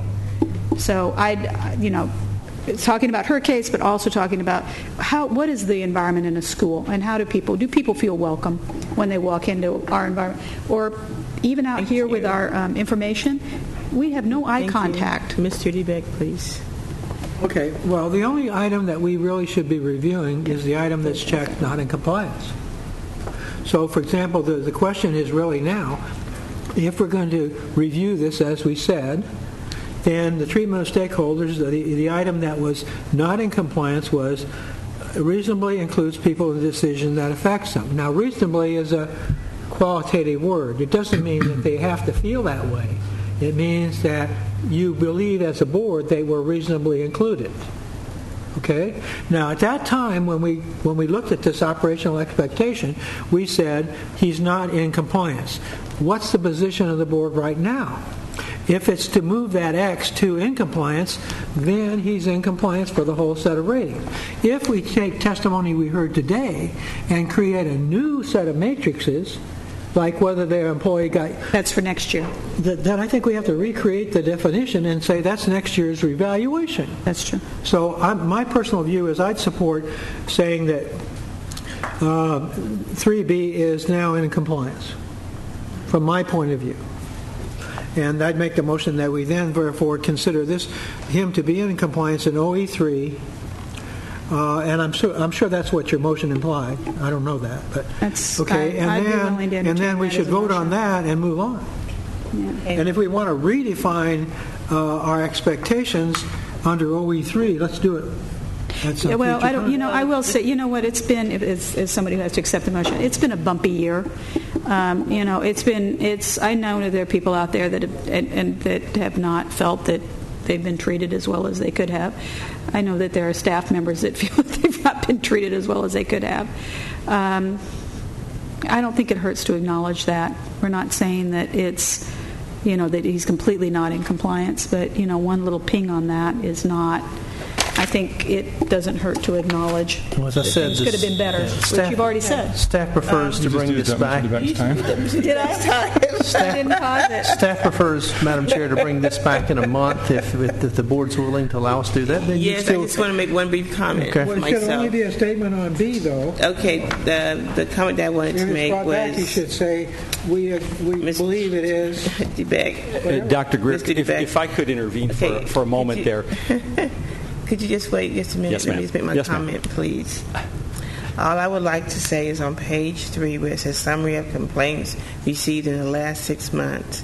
I think I asked this earlier, and that was that we have monthly reports to the board. We need evidence, not just numbers and not just saying they were resolved. We want to actually see something come to the board, pretty much by district, so people Absolutely. can see what's concerns of their parents in their area. That's all I wanted to say. We can do that. Are you going to bring this back next month? Thank you very much. So just in bringing it back, I believe that 3A through E we need to work on. So not simply 3B. And the other issue that I would bring up in terms of handling of complaints, have we included or do we include someplace else in this handling of grievances? So for instance, I'd want to look at the extent to which grievances are being resolved, at the local level before going up through the steps in the process, and particularly before getting to arbitration. Yep. Okay, having said all of that, right? The other piece is we can work hard not to have grievances, but quite frankly, you can file grievances about anything you want. The real issue is about, like Richard said, about how you get them resolved. The other piece as well is, and I'm just as a very generic statement to all of you, I have not had one of you all year long since some of you for a year and a half and some of you since November, I've not had one of you complain to me about the number of complaints you get as a school board member. Now, that's one of the things I believe our team does in San Diego Unified better than anywhere else I've ever worked. We've got a lot of room to grow in some other places.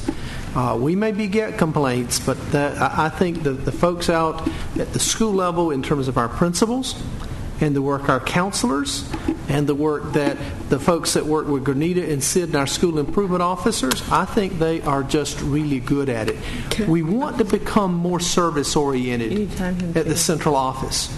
Thank you. And that's what we're going to focus on. Okay. All right. We're going to move on to HOT, please. Are we voting on this? We had a motion and a second. Sorry, the motion. Did you make it? We had a motion and a second. It was to approve it. Is to approve it completely? With them to come back with some changes, but that we basically let this one go and move on to next year. Can't you just pull your motion Well, until we the come motion back? that Mrs. Nakamura made was to accept it. Then Mr. DeBeck was going to second it, but then he made some other comments. So did you second it? I'll leave it at this. I think my intent was, I believe the motion was to accept him being in compliance. Yes, it was. And I think it was seconded, and therefore we should vote. Okay. If you don't believe he's in compliance and you want to defer it, vote no, and he'll understand that we're not through with it. Exactly. Okay. Very good. Please vote. We could just move on to next year. So that was 3-2. Okay. Bring it back next month. Can I, HO2. excuse me, I just wanted to make one comment. I didn't mean to interrupt the process here. I heard the action about coming back in a month. Could I identify or point out to you is that we're trying to revalidate and strengthen the whole coherence governance calendar work plan. We're supposed to come back to you in October or November with this. You put out some great feedback about surveying, about looking at different issues. I don't think we would do justice to you in 30 days. Okay, very good. I really do think we ought to Push it out maybe October? Yes, sir. That'll be the 1 year from the previous one. When it's ready. Okay. No later than November. No later than November. Okay. October, but no later than October's November. fine. Okay. It's supposed to be in October on the calendar. HO2, please. HO2 is looking at our funds in a different way. Thank you. James is here tonight to answer questions. You have a packet of information that he has sent to you. He and his staff are working very closely hand in hand with our folks from FICMAT. trying to put together a format for you that will provide you the information you want. I sent James an email. He'll tell you, I think every time he turns around, he's sending me one or I'm sending him one back. But what I thought you wanted as a board is for our staff to identify major departments or divisions as well as individual schools and give you their budget at the beginning of the year as compared to a year ago. And then on a quarterly and then hopefully over time a monthly basis, we could show you by department, by school, what percentage of their budget had they spent year to date, so that you would be able to forecast and look at trend lines along with us to see if a particular school or department would be over budget. And so that's what we talked about. And so if we don't have the technological ability to do that right now, that's what I was going to ask James is, can we do that during the coming year at the end of the first quarter or 6 weeks or whenever you think we would need to do that? Sure. So in response to that, the packet that you have in front of you is really just kind of the first attempt or the first cut to essentially provide you with facts and data. I envision this as being a work in progress, hopefully not for much longer than the first quarter of the year, for our fiscal year. So it's come September when we report out to you in October about the first quarter results. We'd like to have it stabilized so we don't do it anymore. What I've been working with Cheryl Ward on is meeting with every board member. I've had the opportunity to meet with Richard Barrera this past Friday, try to get on the docket with Dr. Evans, and I've tried to schedule time with Mrs. Nakamura, Ms. Jackson, and also Mr. DeBeck. As I said, this packet is really just to stimulate thoughts and ideas about what you want to see and how you want to see it. So it was my first attempt at getting that done. We're a little bit cart before the horse here kind of thing. You know, sometimes we get these kind of deadlines that get put on the clock, and all of a sudden the clock's ticking, and we've got a presentation to make to you folks on July 28th for the board meeting. And so we haven't fully implemented the Fiscal Insight tool, which that tool in itself is going to provide a lot of facts and data for us. Also, I'm trying to get with you to show you a live demonstration of the capabilities of that tool. And based on what you see from that tool, that's going to be the genesis for a lot of different kinds of reports that you folks are probably going to want to see. At the first time, from my perspective, you'd be able to see very detailed level to the invoice level. So, for example, if James traveled to Washington, D.C. for a conference, you'd be able to actually see that information via some drill-down capabilities that we have using this tool to dig into our PeopleSoft General Ledger. So there's a lot of real-world functionality to it. The other thing we're moving towards is to get rid of Excel spreadsheets. In a finance organization, at least in my 15 years in finance, you'll never get rid of Microsoft Excel. But you definitely want to move toward everything is reliant on Microsoft Excel. So what we're hoping to do is that this Fiscal Insight tool becomes essentially the backbone or the baseline for us in pulling information on a very quickly basis, so we can get the right information to you. We're also preparing monthly binders for you folks that will be delivered to you on a quarterly basis or monthly basis, whichever you prefer. That shows the same thing that we're going to report out to you. Also delivering those binders to each of our division cabinet members, and then haven't worked out with the SIDS and the Granitas of the world how we're going to deliver the monthly financial results to our school sites. We definitely know that they can't have a 500-page report at the end of the year that sits on somebody's desk that isn't useful to them.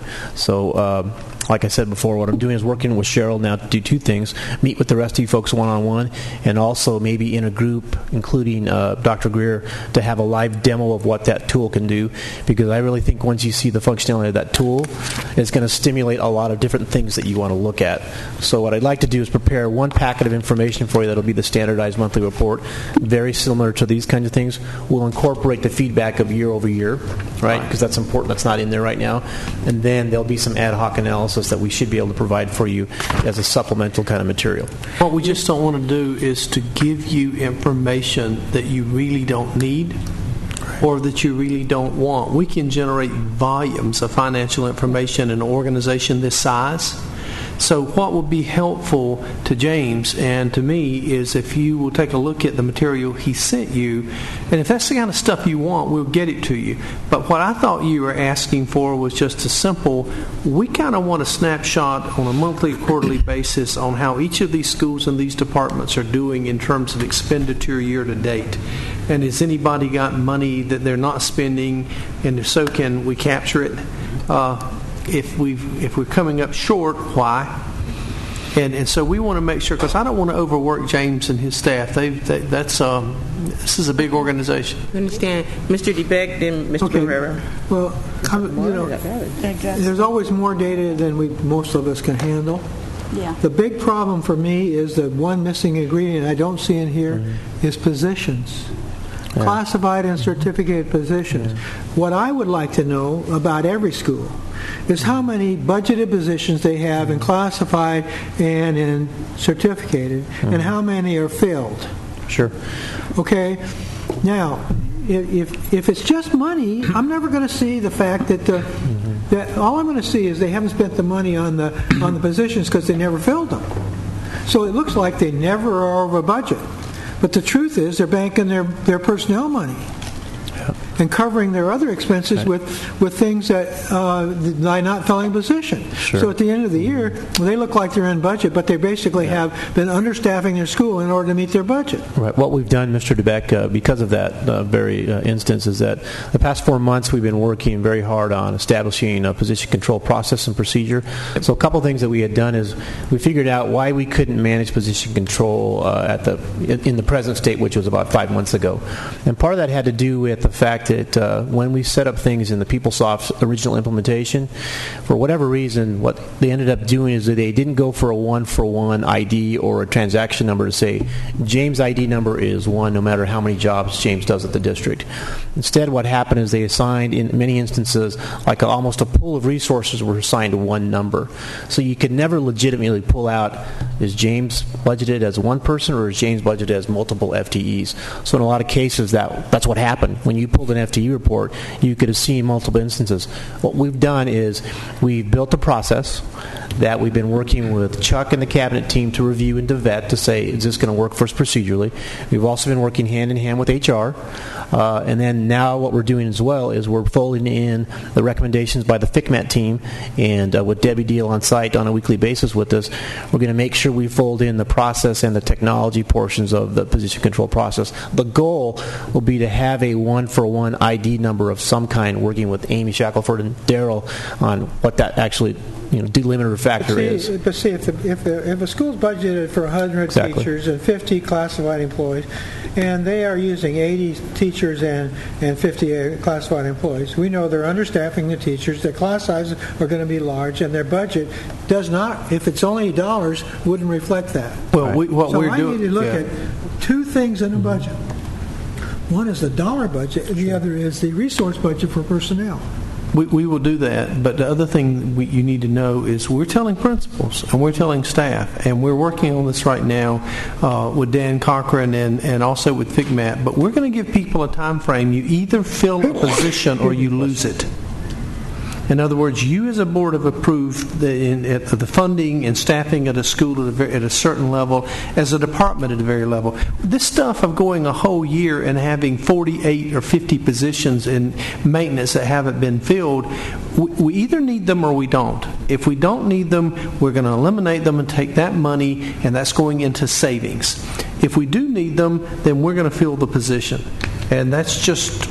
We may not have as much savings at the end of the year, but we have cut and cut and cut, and that's what we've got to do. People have to know you cannot bank positions in this organization. The second piece that I gave you was a kind of a handout, a quick timeline as far as when we signed the contract with Proxient Company for the Fiscal Insight tool and the budgeting tool, and where we're at with that. It also includes, about the end of September, the fact that we'll have married up in our Fiscal Insight tool with PeopleSoft position control functionality, so we can get to that one-for-one relationship, and at a minimum at least report out to it. The other second page will provide you some information that talks about the functional capacity of the two tools. Mr. Barrera, please. Yeah, James, just real quick, a couple things. So what would be, I think, really helpful is you bring the quarterly and then eventually the monthly reports is, we've got to be cognizant that our projections as of today is that we're facing something like a $65 million deficit for fiscal year 10-11. So, the degree to which you can update us on what is our projected year-end balance, looking like, and how does it affect that projected 10-11 deficit. I know that on the expenses side, of course things are going to be changing as we reconcile actuals with budget, but also on the revenue side, we can anticipate that it's going to be up and down all year long. But to be getting as much as you can regular. Sure. What we've done is by working with FCMAT, not really hand in hand per se, because I have purposely asked them to keep away from us a little bit, so when they come back with the reports, the findings that they'll have for you, that it wasn't filtered by me at all. Mm-hmm. So I said, even though I'd love to hear all the information you have, I really want you to be separate when you do this. Yeah. But a couple of good things that I've worked with Anthony Bridges on is there's a tool out there that FCMAT provides for free to any school district in California to use. It's called Budget Explorer. Mm-hmm. So what they have done for us is, based on all the information that we've loaded up for the 9, 10, 10, 11, 11, 12 projections, they've already loaded that into the system for us. So what we're going to do, working with Ajit, the CEO of the Proxient, is essentially tie all the systems together. So we're going to tie the Fiscal Insight tool into the Budget Explorer tool, of which we've already got loaded our 2009-10 budget and the 2 out-year projections. So the hope is, once we give training to the employees and create a couple of key subject matter experts, that we'll be able to make those adjustments almost real time when we receive the information, and you'll get an idea of what that's going to do to our ending balances and our out-year projections. Whereas right now, it's really an Excel spreadsheet, and you kind of put some assumptions in there and kind of hope it works out for the best. But that information will already be loaded in the Budget Explorer tool. Okay. And so just real quick, I know it's very hard to, but do you have a sense about when you might be able to come back to us and say, based on the budget deal that is supposed to be signed soon in Sacramento, what the impact is to us? Initially, I would just caution to say that from the webinar that I was on yesterday, I think, they made mention to, don't think K-12 is going to receive a huge significant cut per se. It'll be a little bit different. So instead of cutting the revenue base limits, they might have cut the categoricals or vice versa. One of the things that we did know, I sent you haven't had a chance to see it yet, many of you, but Monica Hananosa gave us kind of a little overview today, and the one thing that's got me worried and bothered is the impact that some of the governor's veto will have over our pregnant teenage parent or mother program for our young kids, and that could almost abolish that program in our district. Yeah, and so that said, though, I do have a meeting scheduled, I want to say tomorrow. It's either 11 or 11:30 with Jeannie Oropeza from the Department of Finance for an hour, because that's all she can afford to give me to kind of walk over some of that things. A high level, quickly, I think the more important issue for us is one of the ways that they're balancing the state budget is by deferring revenue. What really means to us is deferring payments. So even though it's critical to find out if we take any more additional cuts, it's even more critical for me to find out when and how are they deferring the revenue that they're going to give us, because that affects our cash. And so we have to have enough cash to meet our monthly obligations. So there's about 4 or 5 key questions that I'll be asking Jeannie tomorrow. I don't know if she has the answer, because this is new information for her as well. Very good. Mrs. Nakamura, please. Yeah, I just have a couple of thoughts. I happened to accidentally click on I-02. It says ratification of agreement with Cindy Day Wilson, Esquire, for legal advice pertaining to, no, I'm not done with you, pertaining to landfill, hazardous waste, and other issues. I don't really want binders. I don't want more paper in my office. I'm drowning in paper. Could we maybe get CDs that we can put on our computer? My hope is with the Fiscal Insight tool that I'll be able to drive you to the website and that you can go access the information yourself. Yeah, that's I'm really trying to do is create a self-serving model here, self-service model. But what I want to make sure you understand, though, is the context of the information. Okay, I just so don't we'll want have to provide a bunch of training to you. And I don't want monthly. I prefer quarterly updates on that. And more than that, what I really want to get after is this business where we have managers and employees that are spending, and they don't have decent financial data. I've talked to you about this repeatedly ever since before you even came on. Okay. But the financial reports for those people is to, personally, far more important, because if they can't keep track of their money, their life is just impossible. So we're And definitely they're- moving into that online format. What Yeah. we'll need to do is train our customers, including you folks, on how to access the information and what you're looking at. Yeah, because that's far more important to me, that they can actually, we don't manage the district. They manage those funds. We need an overview, something we can look at really quickly and drill down to if we want to. So that's my main concern on that. So, Okay. but again, think landfill. I mean, this is a lot of paper. All right. I got you. Dr. Evans, please.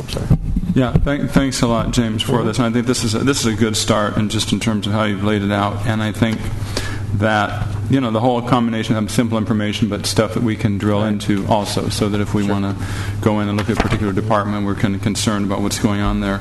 And then I think this is along with what Mr. Barrera was saying, just kind of besides the information, some analysis. Right. When there are, just to a layperson, when they come out with unemployment figures or something, they talk about seasonal adjustments because it goes up with the summer and different things like that. So the fact that December came out this way and there's less school days in the month, or there's a tendency to buy more of these materials in the first half of the year than the second half, and those types of explanations, because I know it's not just every dollar is spent evenly all year. That's sort of the goal with the cover sheet or the summary sheet in front of you, that when we deliver the information to you, we have already gone through it and said, here's areas that we found that you want to look at, and here's why you want to look at it, and here's what's happening.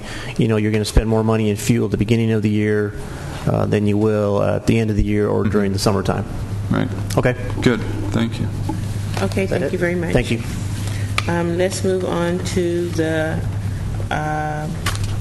This was an action item. Did you want us to approve this sheet? You haven't met with all of us It yet. wasn't really an action item. It was really just to give you an update of where we were with it. That's fine. You got a direction from us. Thank you very much. Let's go to the actual consent items. I have item IO7 to be pulled off the consent agenda. We have a speaker for that. Is there any other items we want to remove from the consent agenda?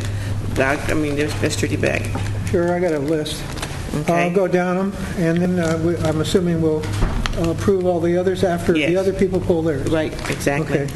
So, and some of these are just comments, but others are opposition. So, IO6, IO7, 607, I-15, 15, I-16, I-17, 17, I-19 and 20. 19, 20. Oh my goodness. And then I-29 and 30, I-33, I-34 and 35 for comments. 34, 35 comments. And I'm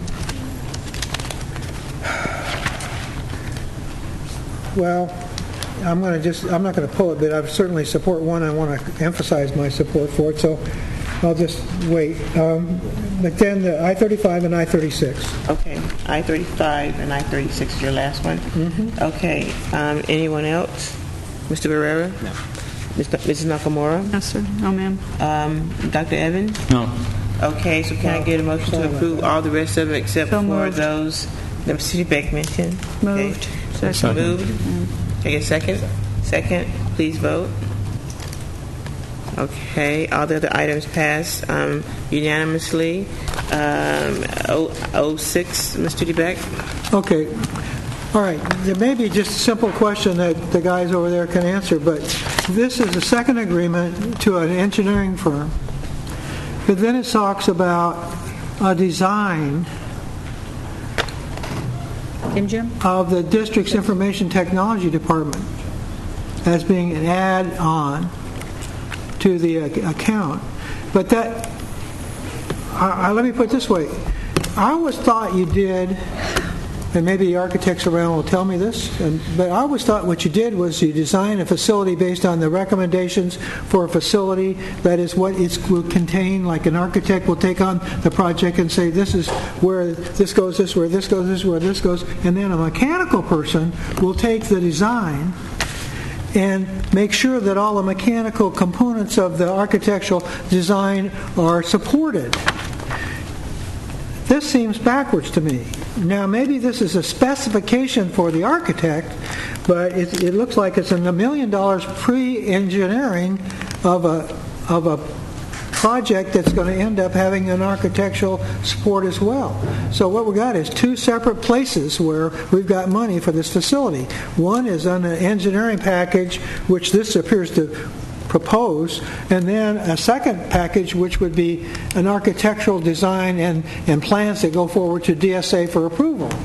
I'm confused by that. I thought what we did was we designed an appropriate facility and then got the engineers to come up with the engineering required to make it work. The data center is a special kind of facility because there's so much technology and mechanical equipment in it, and it requires a special firm. And this particular firm, Jim Harris AECOM, they are specialists in that. So they're going to end up with the architectural plans? They're going to do it all. And out of this money? Yes, sir. $1 billion, I should hope so. Yes, sir. Well, they're going to do it all. That answers his question. That's fine. That's okay with me. Okay, then on that one, I move approval. Second. Moved and seconded. Any more discussion? Okay. Passes 5-0. IO7, we have one speaker. Ms. Leticia, please come forward.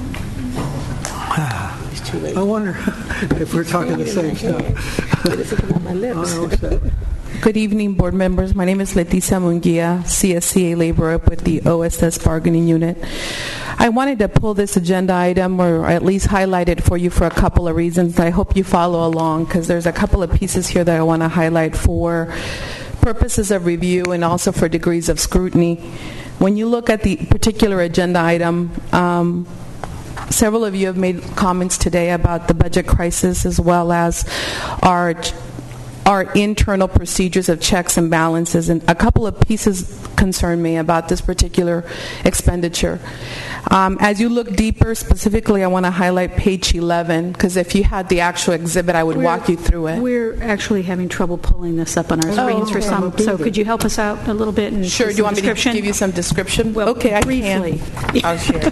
Yeah, so the reason why I wanted to highlight this for you, and I like for somebody to be accountable for this, to be quite honest with you. This is why I'm asking to have this conversation, or at least provide public comment.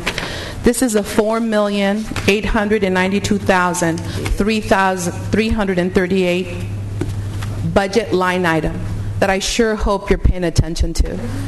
I spent this last week going through all of your board meetings starting at the beginning of this year. And there was one piece of information that Phil Stover, I believe, paid for himself, and I'm going to tell you why.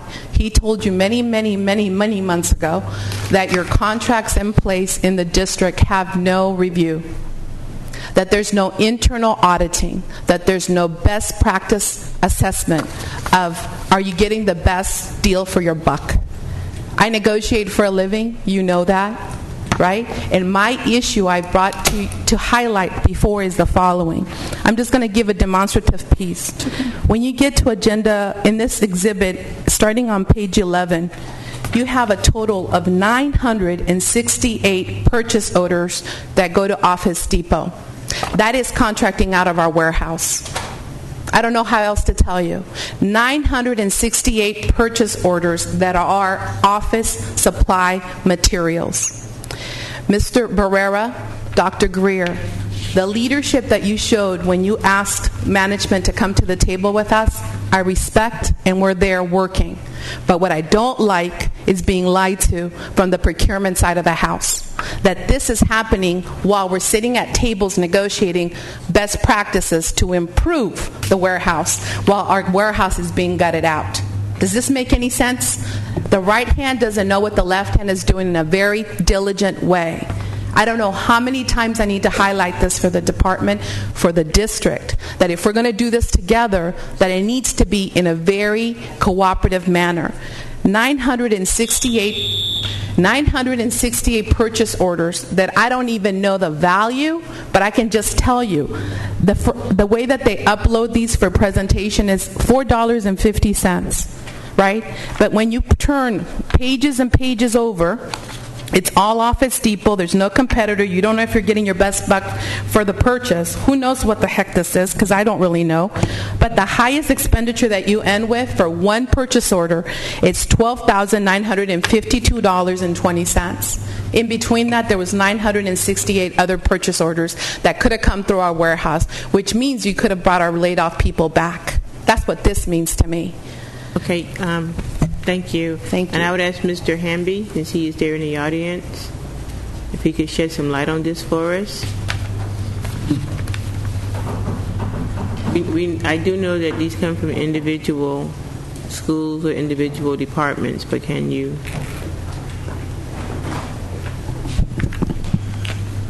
These are individual orders which were placed by schools and departments through the automated process. The board has repeatedly awarded contracts to Office Depot, giving us best value pricing, and that's what is represented by the prices that you see on these items. So these were purchases during the month of June, and they were done in accordance with contracts, like I say, that the board has approved. What is best value? Made a comment that Office Depot provides us with best value pricing or something? They provide us excellent pricing. We're actually part of a cooperative contract here that has a net value of about $600 million, far better than we could do ourselves if we went out and tried to negotiate our own contract for approximately $5 million that we buy a year. So we have tremendous purchasing power in this at all levels. We also have the ability to take a rebate that we get from that contract, plow it back into the cost of items that are frequently purchased, such as copier paper, construction paper, composition books for our schools, and we further reduce the prices of those items that are frequently purchased by our schools to give them the lowest possible cost. Do a cost analysis? Have we done that? We benchmark our prices. In fact, just asking the question. Have we done a cost analysis? Yes, I can give you one example. In the last week, the North County Education Purchasing Cooperative provided information to the cooperative members on the prices of copier paper. Our cost per copier paper is 10% less per case than what they had awarded on their contract. So we continually look at that type of thing. As far as us using our warehouse and us purchasing it ourselves, that's what I meant. Have we done a cost analysis as to whether it's more cost effective for us to purchase this in our warehouse and let people order from our warehouse versus ordering it from Office Depot in this consortium? Have we done that? We haven't done that specific type of analysis. The board will recall back in 2003 it moved from a model where there were items in the warehouse to a competitive bid for direct delivery to our schools, and that was done at that time, and that has continued to be the model ever since. Well, I would like to ask that we, superintendent and the board members, consider doing a cost analysis so we can know whether or not it is effective for us. The model that you have currently, or our warehouse model that we're working on with our staff. Okay. Can I pull it? Just wondering. I just want to make sure. Can we come back here? I want to make sure I understand clearly what you want us to do. And so part of what you've seen here is essentially a direct connect, and what happens at school sites is they essentially make their request for all the orders that they want, and then those supplies essentially get distributed out. So when you talk, Ms. Jackson, to make sure we clearly do the right analysis for you, do you want us to come back to you and say, here's what we think you want, or do you want to? I'm not sure if this is the proper form or format for that. What I want. Okay, so I want you to do what you think I want. What I would like is, we're talking about the reestablishment of our warehouse. I'm well aware of what happened in 2003 and even before 2003. So then the question becomes, is it more cost effective for us to have our own office supplies and people order from our warehouse? That is the question, because right now I think another good question you just brought up is who monitors what these schools are ordering. They just because they have direct access. They can go online anytime they want to and order stuff. It sits within their school budget. There's essentially limits in PeopleSoft that once they get past their budget, it's a budget check. It won't allow them to essentially procure any more of those products. And then when they call your office, and this is the issue that we're dealing with from last year, because if they got to that point, then they will call upstairs and say, but you know what, we can't teach anymore, we can't do any more work because we're out of paper. And someone would have to say, well, okay, because we can't be a district that don't have paper. But in the meantime, up front, nobody was monitoring this. And so, but what I was asking for was a cost analysis of whether or not it is more cost effective for us to run our own warehouse of our own office supplies than going through Office Depot. Here's the question in a nutshell, Art. Can we go out and buy paper and can we analyze how much paper we bought this year and what we paid for it? And then what would it cost if we went out and bought, I'm talking about buying from Office Depot on our contract, but if we went out and bought it ourselves, what would it cost for us to store it in a warehouse, to have someone every time a school wanted a shipment to go to the warehouse?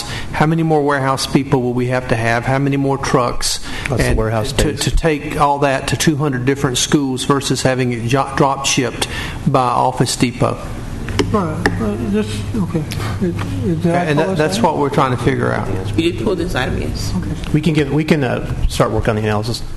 Okay. We do need to have this approved, though, because this is a ratification of materials already spent. Spending, yes, I understand that. I understand that. Mr. DeBeck. Okay, there's two issues. There's one that's already been raised, but I can say from being on the board that study was done in the beginning, but it has not been an ongoing every year study. But the question about if you buy a whole bunch of materials that Office Depot says they'll deliver you for a given price, that means you don't have a truck driver, you don't have a warehouse filled with those things. This is an employment issue. It's basically the same. But the question is, could that happen to be cheaper than if you did it all yourself? And in this time when this decision was made, it wasn't Office Depot, it was, I think, a Price Consortium or some other outfit like that. That argument came up at that time. I think it's appropriate for us to go back and revisit this. But it is not what I would say common in, I'll call it, competitive business to have your warehouse become more efficient as a delivery system for raw materials than a drop shipment plan. Well, that's a general principle. But I agree that we need to revisit this. But to do it, you have to cost out the whole thing. How much would you think you'd get the paper for if you just bought it straight, delivered straight to the warehouse? How much would it cost to keep the warehouse not from leaking and to keep the right equipment to load the trucks and have a dispatcher that drives the trucks out to all the schools all the time and the employees that drive the trucks? And, I understand the labor part of this. I'm not going to disagree with that. The question is that more efficient? Labor might say it is. I'm not sure, but let's leave that be. Now, the question I raised on this whole item was a different one. It was, and you partially answered it, it's like bid splitting. Lakeshore's in here, too, for a whole lot of money. Okay? Now then, it says in here that these are all under $76,700. Not so. The Office Depot was more than that. I did a run on the numbers, and it's more than that. And but then we could say, well, yeah, but it's part of a bulk contract. Okay, so then if you went for the intent of this is a legal requirement to list these that are under 7. Normally you'd find a whole bunch of little ones, but you wouldn't have a series of little ones that added up to bigger than $76,000. I'd rather see the split. I'd rather see, here are the ones that are contract related, like procurement contract, and it says, if you buy from Office Depot, then this is the amount. Then you could say, okay, here is the amount these things cost us, and we paid Office Depot for that. Because the reason for this was originally to try and avoid, I'll call it, collusion between the buyers and the suppliers. Okay. You know, it looks like an inside track when you buy all of it from Office Depot. It looks like an inside track when you buy all of it from Lakeshore. If those are master contracts and we're just piggybacking on the back, I can understand that. But that's why I pulled these. I want to know that. Sure. And I'd like the exhibit to show that. The second part of this is if the board as a group, and I don't think one of us should ask for it, but if the board as a group want a cost analysis of the efficiency of us doing this versus having it done the way we're doing it now, or versus insourcing it, that's another study, and I think we should do it, but you're going to have to pay for it, by the way. Okay. Some consultant will do A that. quick question for you on the, can we get back with, can Art and I regroup tomorrow morning and find out how long we think it'll take us to do the quality analysis, and then get back with Cheryl to say we think we can have it delivered by this date, or is it okay if we do that or not? Oh, yeah. Complete this analysis? I couldn't tell you how long it's going to take me right this second. But I'd like to have that bid splitting question answered. You know what I mean? The idea that, it's under so much money, therefore I can just buy it anytime I want to, and even if it's more than a bidder would normally provide. Can I get a motion to approve this item? Because this is ratification. I'm moving to approve it because of ratification purposes. Okay. Second. Moved in second. Okay. Please vote. Okay. I-15. Okay. Independent contractor. Okay. All right. Here's what's my problem with this is we have these independent contractor agreements, but we never have an evaluation of the efficiency of them, and we need a database of these people and what they do and who evaluate them for what work they did. Okay? And so for me, I don't mind having a listing of independent contractor agreements, but where's the history on the people? Thank you. And that's part of what we want to do is when we hire a new research and evaluation person is to make this part of that department, and part of their job responsibility is to keep up with these things. Okay, very good. So noted. So we'll move this one. Okay, so then I move approval. Second. Move second. Please vote. I-16. Oh, sorry, Mr. DeBeck, please vote. I thought I did. Sorry about that. Passes 5-0. And while I normally criticize a lot, I want to say that the I-16, which I pulled, is one of the best exhibits I've ever seen. And the reason is because it has all the information you need to understand it. Okay, very good. And that's really good, so I move approval. Okay. Second. Move second, please vote. I-17. But then I go to I-17 and I don't feel the same way. So attaboy and then not attagirl. I-17. Okay, here's my take on this.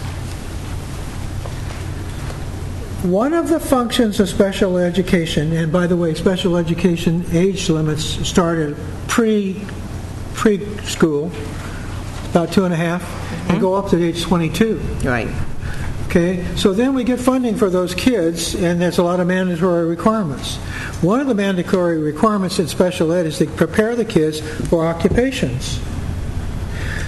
My take on this is that we defer this until after they're out of our schools, and that's wrong.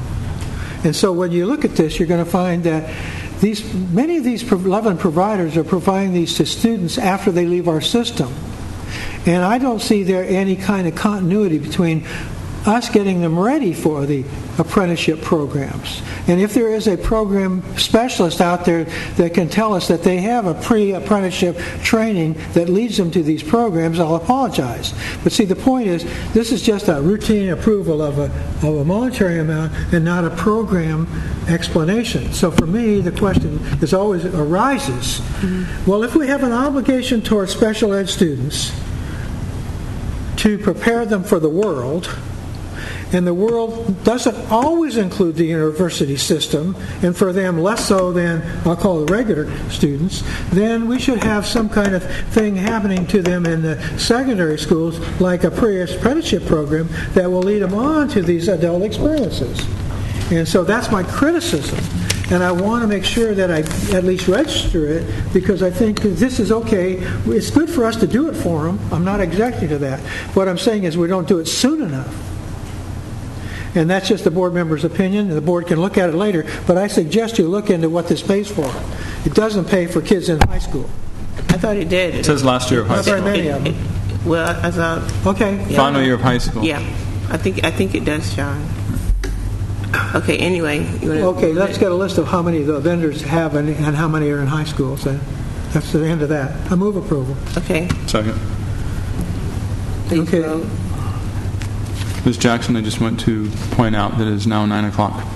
Okay, moving fast. I got a couple. Okay. All right. Mr. DeBeck. Okay, there's two intern programs. I'm sorry, before you go on, we did say we would take assessment at 9 o'clock. I think we can be done by 9:30. How many items do we have? He has 1, 2, 3, 4, 5, 6, 7, 8, 9 more to go. 19. Yeah, well, 19. Agreement with California University to reestablish a special ed intern program. And it's only for visually impaired, this one, and the other one is for, let me go to the next one, is for mild or moderate special education. Those are the two. I just move approval. I'm not going to argue about it. You got a second? Sorry about that. Okay, please vote.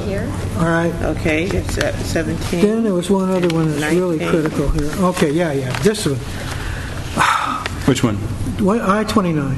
Okay, so 20 was considered, we didn't do 20. I approved them 19 both. and 20. I moved them Okay. both at the time. Moved them both, okay. I-29 is, I mentioned this in the bond thing. Heffler Company is, there's supposed to be improvements for the joint use field at Joyner. That's I-29. And if you look down, you're going to find that I-34 is also a ratification for Joyner. And what they did was, apparently, Heffler Company did this operation, and by the way, it was over budget by a lot. I'll show you that later. But they did the work. They're going to fix the field, take out the rocks, then they're going to put in the sprinkler system for the lawn, and then they have to put out a bid to take out the rocks again because they dug up a bunch of rocks when they put it in the sprinkler system. And I told, what's his name, about the scope, about the sequencing of the work, and I was a little concerned. I move approval because it's too late, it's a ratification, but it bothers me that we allow things like that to happen. We should, if you're going to pull the rocks out, do it after you do the... Are you doing 29 and 34? Yeah, 29 and 34. Okay, 29 and 34. Okay. Okay, then... Mr. DeBeck, you need to vote. I'm going. You have to vote first. Oh, I just moved the approval, so I did. Okay, now the last one is FICMAT. Oh no, change orders. Look at the change orders for I-34. And remember, I talked to you about Joyner. And there's a change order in Joyner for the same program for an 89% increase in the budget. We're supposed to approve them under... There's two change orders. Change order 3 for a 53% increase in the bid, and change order 4 for a 24% increase in the bid. So that means a total of an 89% change order for a program that was bid so low, it looks like somebody lowballed us and we got all change orders. It's not a very good practice to have 89% problem with a change orders in any contract that we have. So I'm not going to move approval for that. Move approval. Somebody got a motion? second? Do we have anybody that can speak to that? Can someone speak to this from facilities? I can't address that. You bring up some good points. I mean, 89% doesn't, I don't agree with 89%. We may have to table that until next time. Okay, we'll table item number I-34 to the next meeting until we can All get right, fair enough. satisfactory Well, that's what we got. I'll second the tabling. Okay. Okay. And then we got to vote. Okay. Okay. Vote to table. Unless there was a second on Catherine's motion. No, there was no second. All right. So table, I vote yes. Okay. Okay. Let me just clean up some things here. What numbers that I did not? Are you? Numbers I'm I down did to not hear? I-35 now. Okay. Go ahead and do I-35. Okay.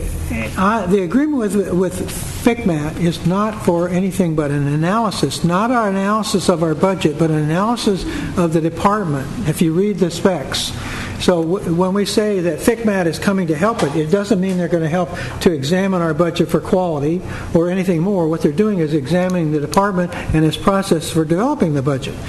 That's not what's in this. In other words, the idea that for them to rule whether our budget's appropriate or not appropriate isn't a part of the scope of the work that's in this project. What you have already approved for them to do, and which they're working on already, which I mentioned earlier tonight, is they're reconfirming essentially the financial information that we've already submitted to the County Office of Education. So they're going through that now. They've got it, like I said, loaded up in their Budget Explorer tool. That's not in this agreement then? That's separate. That's so we've separate, already. You folks we're paying them for that? You folks have already approved for them to do essentially the second interim analysis, including the budget submission for 910 and the 2-year projections. That's why I pulled this, because I didn't know, because the scope didn't include what I thought it should include. This scope is a brand new scope that Dr. Greer has brought on to essentially have them do that. Approval. Forget it. Second. Thank you. Please vote. Thank you for answering it. I mean, that's important to me. It passes 5-0. 36, please. 36. Let me look at that classification. There's something there. Lines crossed. I got notice.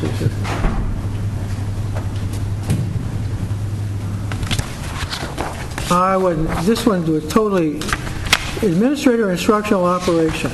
That was pulled, I thought. Was it pulled? There. Which one is it? Let's see here. Is this the manager was lined through, but which one is this? Is this? Okay, very good. All right. If the I-36 is a manager of, I'm not going to move anything then. Basically, what this is was a position. It's downgrading a position from 030 to 024 because of a decrease in duty.